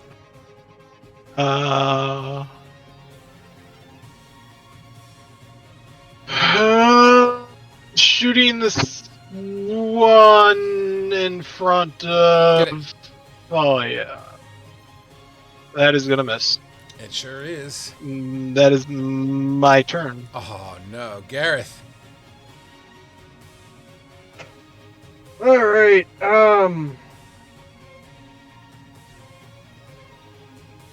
Yeah, he moved. So. Oh, by the way, you get an attack of opportunity there. Yeah, Gareth. yeah. I wasn't on the tabletops part, so that never even clicked for me. We'll at 21. That's a hit. For 1 damage. 7. Oh wow, high roller. Boys. All right, but He's on the going board. to yeah, I'm doing things. All right, moving up and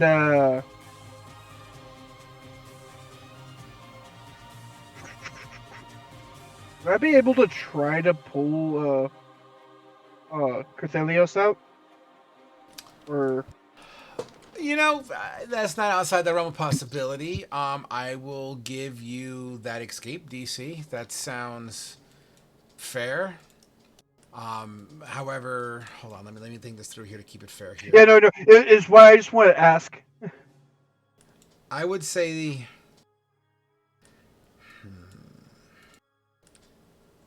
I will give you a roll to hit. If you hit, then you can make the DC check to attempt to pull Curlithos out.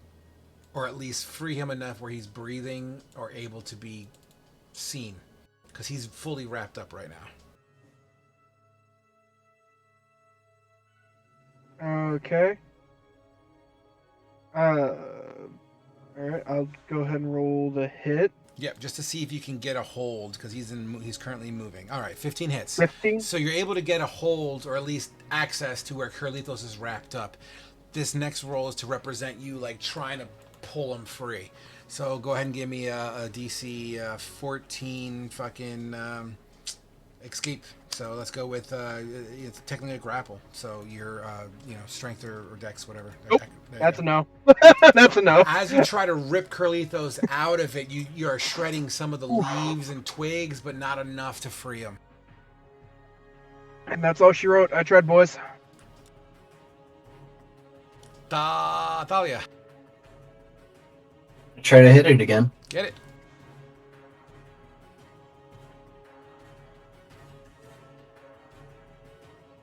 Wow. You've got to be shitting me. Once again with a handle hit. Doing. That's a nat 1, Frog. Oh, it is a nat 1. Fuck. Thank you for your honesty. Now let's see how bad you fuck up.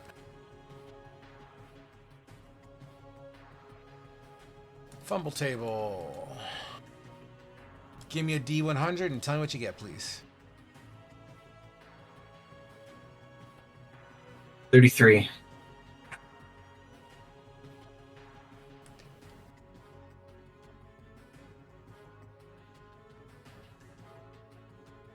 All right, 33. As you attack your opponent, you begin to fear that they are a superior combatant. Actually, that falls in line. You have disadvantage on your next attack roll against any target, or against this target, rather. Gotcha. Great. All right, that's my turn. As if you weren't already having problems. Yeah. That's it. I'm done. Phileas. Seeing Kerr go unconscious and being engulfed by this plant over here, Phileas is just going to lose it. He's going to make a mad dash over there. So 5, 10, 15, 20, 25. 25 is here. And his arm's going to be glowing golden as he just shoves his hand into like the bramble, trying to reach Care. And he doesn't care if he gets entangled in the mix, but he's reaching out to Care and curing wounds. While reaching for Care, he doesn't care. While reaching for Care, he doesn't care. All right.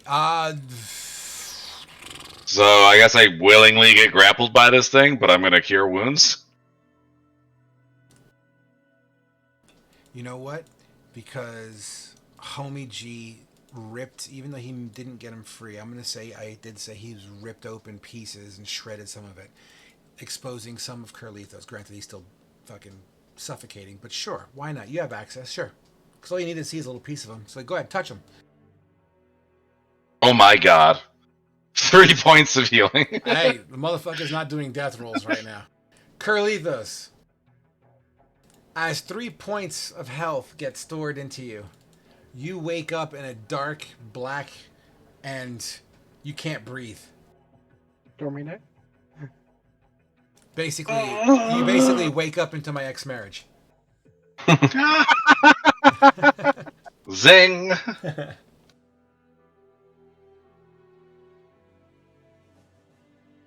You there, Curlithos? Yeah, well, you did not hear me. No, I didn't hear you. Is it my turn? Or Yeah. Or, No, well, no, no. it's not your turn yet, but you're awake and alive. Oh, yeah, I guess you didn't hear me. I was like, I'm alive. I don't know what I believe inside. all right. Hey, fella, you got cure wounds ready? I don't have cure wounds. How many health pots do we have available? Or I do have cure wounds. Never mind. Okay, good.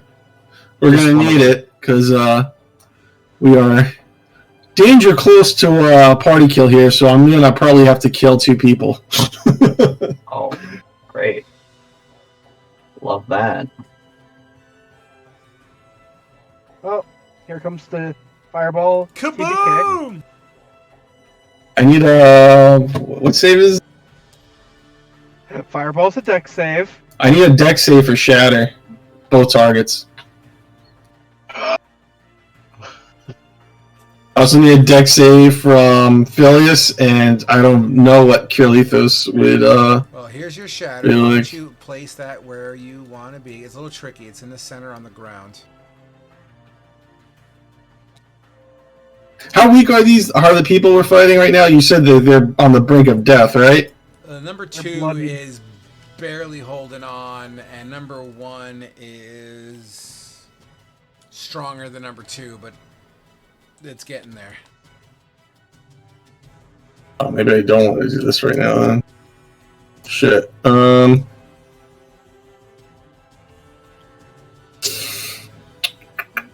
we'll have to cancel that. I thought they were both weaker. We're I going like to what you're fireball. thinking though. We're gonna I didn't. firebolt. For the Living greater Plant good. too. You said Not you're about gonna, the greater good. you said you're gonna firebolt it. You said.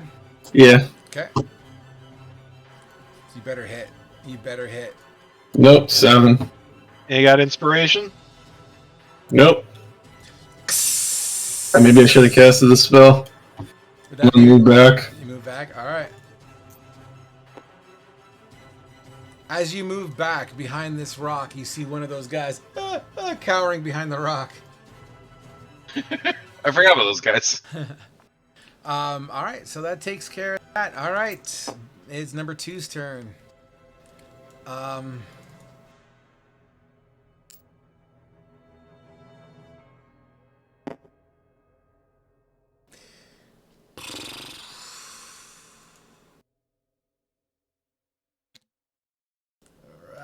It's going nuts because it's so close to death that it's like spinning and just the bramble just flying everywhere. Flee. Mm-hmm. 1, 2, or 3. 2. Actually, 1 second here. I just put my whole hand into some fucking dip. That's just wonderful. Works! It's the dip, boys!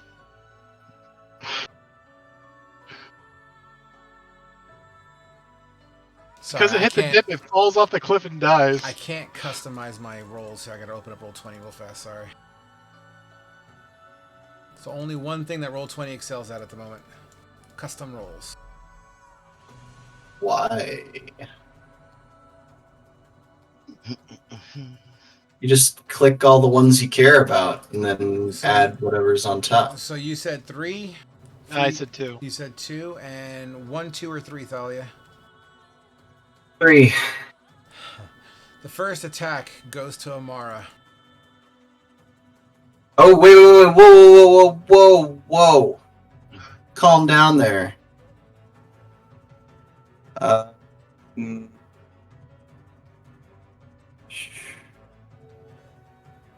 Hold on. Oh, I don't have it anymore? I hate getting depowered. That sucks so bad. Would Oh, you okay. get Sentinel? No, I used to have this thing that I got at a higher level, but now that I'm lower level, I don't have it anymore. Sucks. As this thing, Bramble, just crashes down on her, you see crash down on top of her and engulf her into, well, at least it pushes her down. She ducks and cowers. It's dusting as you look. She disappears for a second, but as the bramble lifts up and spins around, she's holding a medallion that she has around her neck, and this like bluish field of force is around her. She looks unscathed, although terrified. The second attack towards Flynn. For Glenn, you mean Flea? Flea, sorry. For 15. Can I use my armor thing to give it disadvantage? Sure. That's a nat 1. It's so hurt that as it's swinging around, its fucking whole appendage just snaps and flies off into the distance. Lucky. Thank you, Lord. However, number 1, who still got Kerlithos in tow. Oh no, don't do it. No. Jumps off the cliff, taking care of Don't crush me. First off, Kerlithos, yes, you're gonna have to do a con save, please. Don't do it. A 9. Oh no! You start to, with your 3 health. You come, but you start to feel these bramble just tighten up like a constrictor, and you start to feel popping as some of your bones start to kind of just crack under the pressure. They're not broken, but it's like cracking your knuckles. You start to feel pop, pop, pop, pop. For oh my god, 14 points of crushing damage on you. You go unconscious and you're still engulfed. You get all your death saves back. Yay, start over. And this creature is gonna stay put. Kerlithos, you're up. Okay. I make sure I'm rolling to you. Okay, I am. Oh, okay. I just left the game. I'm not proficient with D&D Beyond.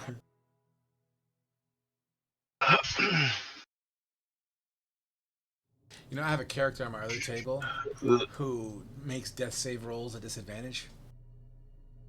Why? Ooh. It's part of their racial kind of side thingy. Interesting. They want to die. Oh, okay. Well, did that go to everyone or? I don't see anything. Custom 20. Or are you talking about my other character? I just rolled a nat 20. Okay. You rolled a nat 20? Are you serious? Yeah. Can you? Yeah, it can showed you? up in the regular chat. I think I put it in the regular chat though. Does that count? when you closed it out, it didn't do. Oh, it didn't default back to. Yeah. it I'll didn't. honor the nat 20. Sure. Okay. You feel the crush, and you kind of black out for a second, but you come back awake. And you actually get a full turn. Wait, is it? I thought it was just 2. Is it a full revive? No, you get 1 health, but you get your whole action. You Try get and your break whole out, bro. turn. Cool. I'm gonna break out. All right, that is a grapple check. DC 14 And that's acrobatics or athletics? or athletics, both. One or the other. Well, Okay. it doesn't matter because I'm not proficient either. 14. I don't see your rolls, but I will honor the 14. All right, yeah, dude. So you're able to start escaping. How do you escape? I just start slithering my trunk out like a snake and kind of like pushing my way out, creating room for my hands to follow and kind of pull myself out of this thing. You fall to the ground, but you catch yourself on your knees and hands. You stand immediately back up. Would that be your turn? So then that was my action, right? To break out with my Correct. 1 HP.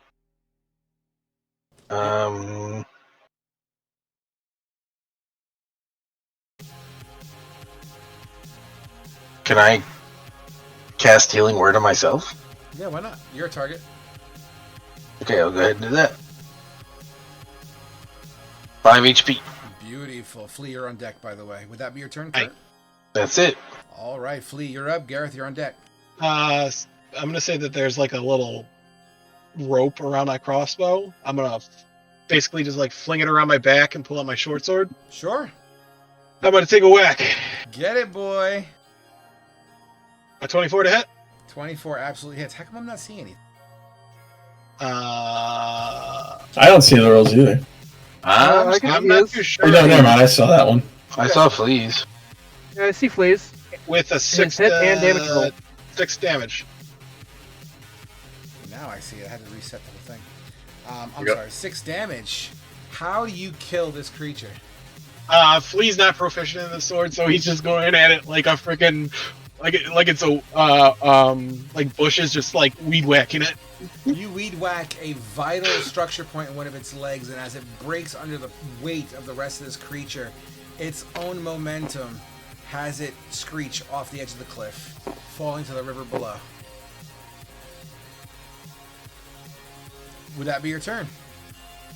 Not sure if you're gonna allow it. Like I put my short sword away and then just start reloading my crossbow as a bonus action. Sure, why not? Okay, Gareth, you're up. that'll be it. That misses. That's all she wrote. Flynn's gonna yell at Gareth to slide over to the right a foot. Can't move 5 feet, or he can't move less than 5 feet.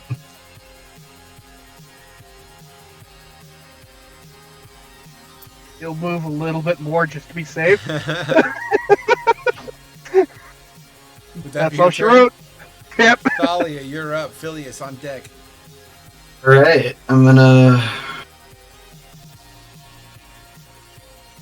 run over here. And I'm gonna hit it. Get it. That. Wow. Yet again. Wow, Thalia. That's it. I thought Gareth was sucking earlier. At least he's hitting. No, I'm not. Thanks. Appreciate that. No problem. I'm at a 50-50 hit or loss ratio right now. All right. Phileas. All right, so my hands in this thing, reaching. Well, that was reaching for care. Sure. You said it's like all like holy and like.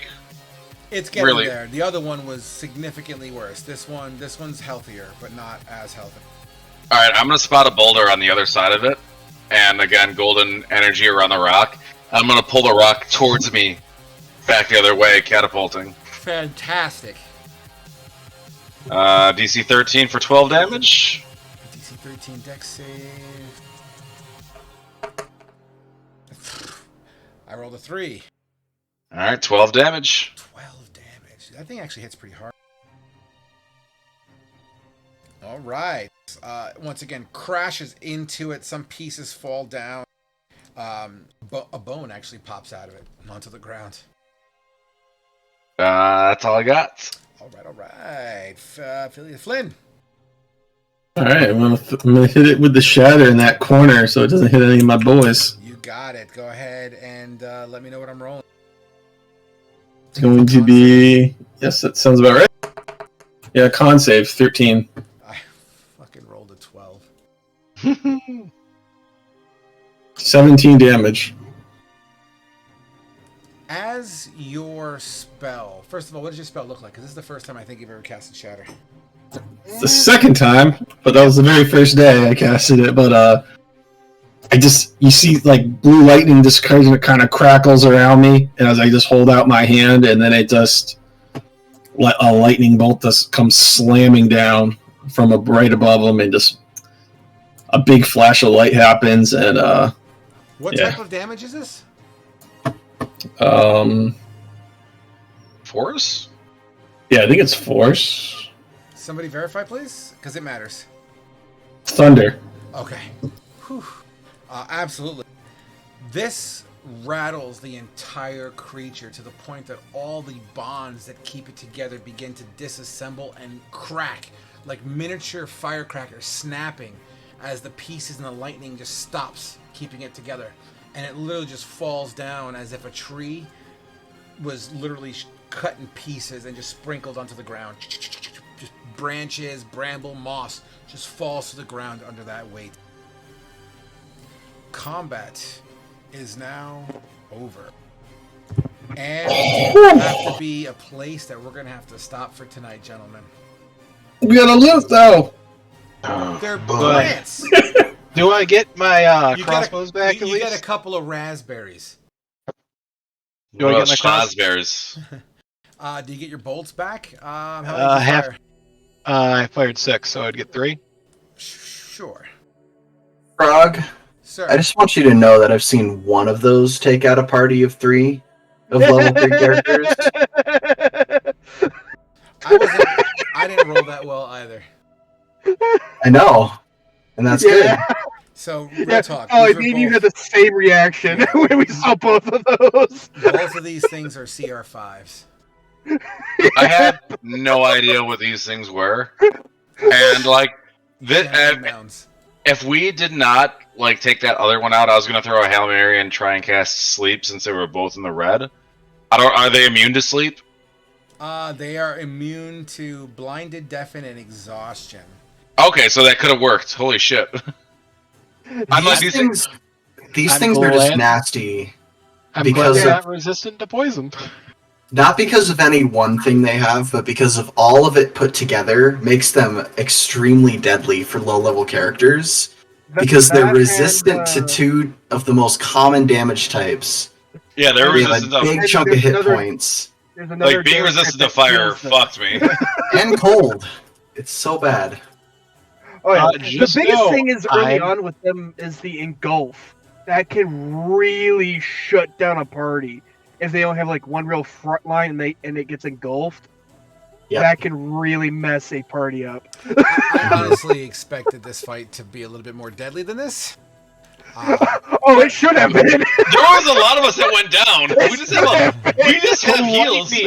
The lightning almost killed me in the beginning. The lightning almost killed me. I had 7 points left. I'm like, oh god. I was honestly hoping to put Flynn down, man. I was hoping. Just know I am probably gonna stab that guy that's in front of Flynn in the leg. Okay. Well, we'll cross that bridge next week or next sesh. Fucker. In the meantime, gentlemen, please put your tokens where they belong. That would be fantastic. Hopefully you found tonight to be enjoyable. It's been a little bit since we gotten a decent combat in. I think this is a good one. A little bit of a butthole pucker-upper. Yeah. It's good. Really, The really only sucks saving when grace for me not was as that good as it used to be. disadvantage thing that I had. I'm having trouble, full disclosure, even on the other table too, I'm having trouble with challenging fights. I mean, granted, this fight was challenging, but granted my rolls weren't that great, neither were your rolls either. But like the other table, I think they're level, 6, 7? Or Yeah, 6. 6? Well, the characters on that table, I feel pretty strong, to be honest with you. They're like min-maxed, 100%. So it's to the point where I'm going to start really upping the challenge rating. So Throw some objectives in big the fucking thing- battle. Anahel is not min-max. Anahel is bare bones cleric. So, one of the things is like with a lot of monster CR ranks, if you're going by the CR, that's based off of like Other a way, party boys. facing 4 or 5 fights in a single long rest period. So, while one fight may not be like difficult to the party, if you have several fights broke up between them, things get tougher as the fights go on longer.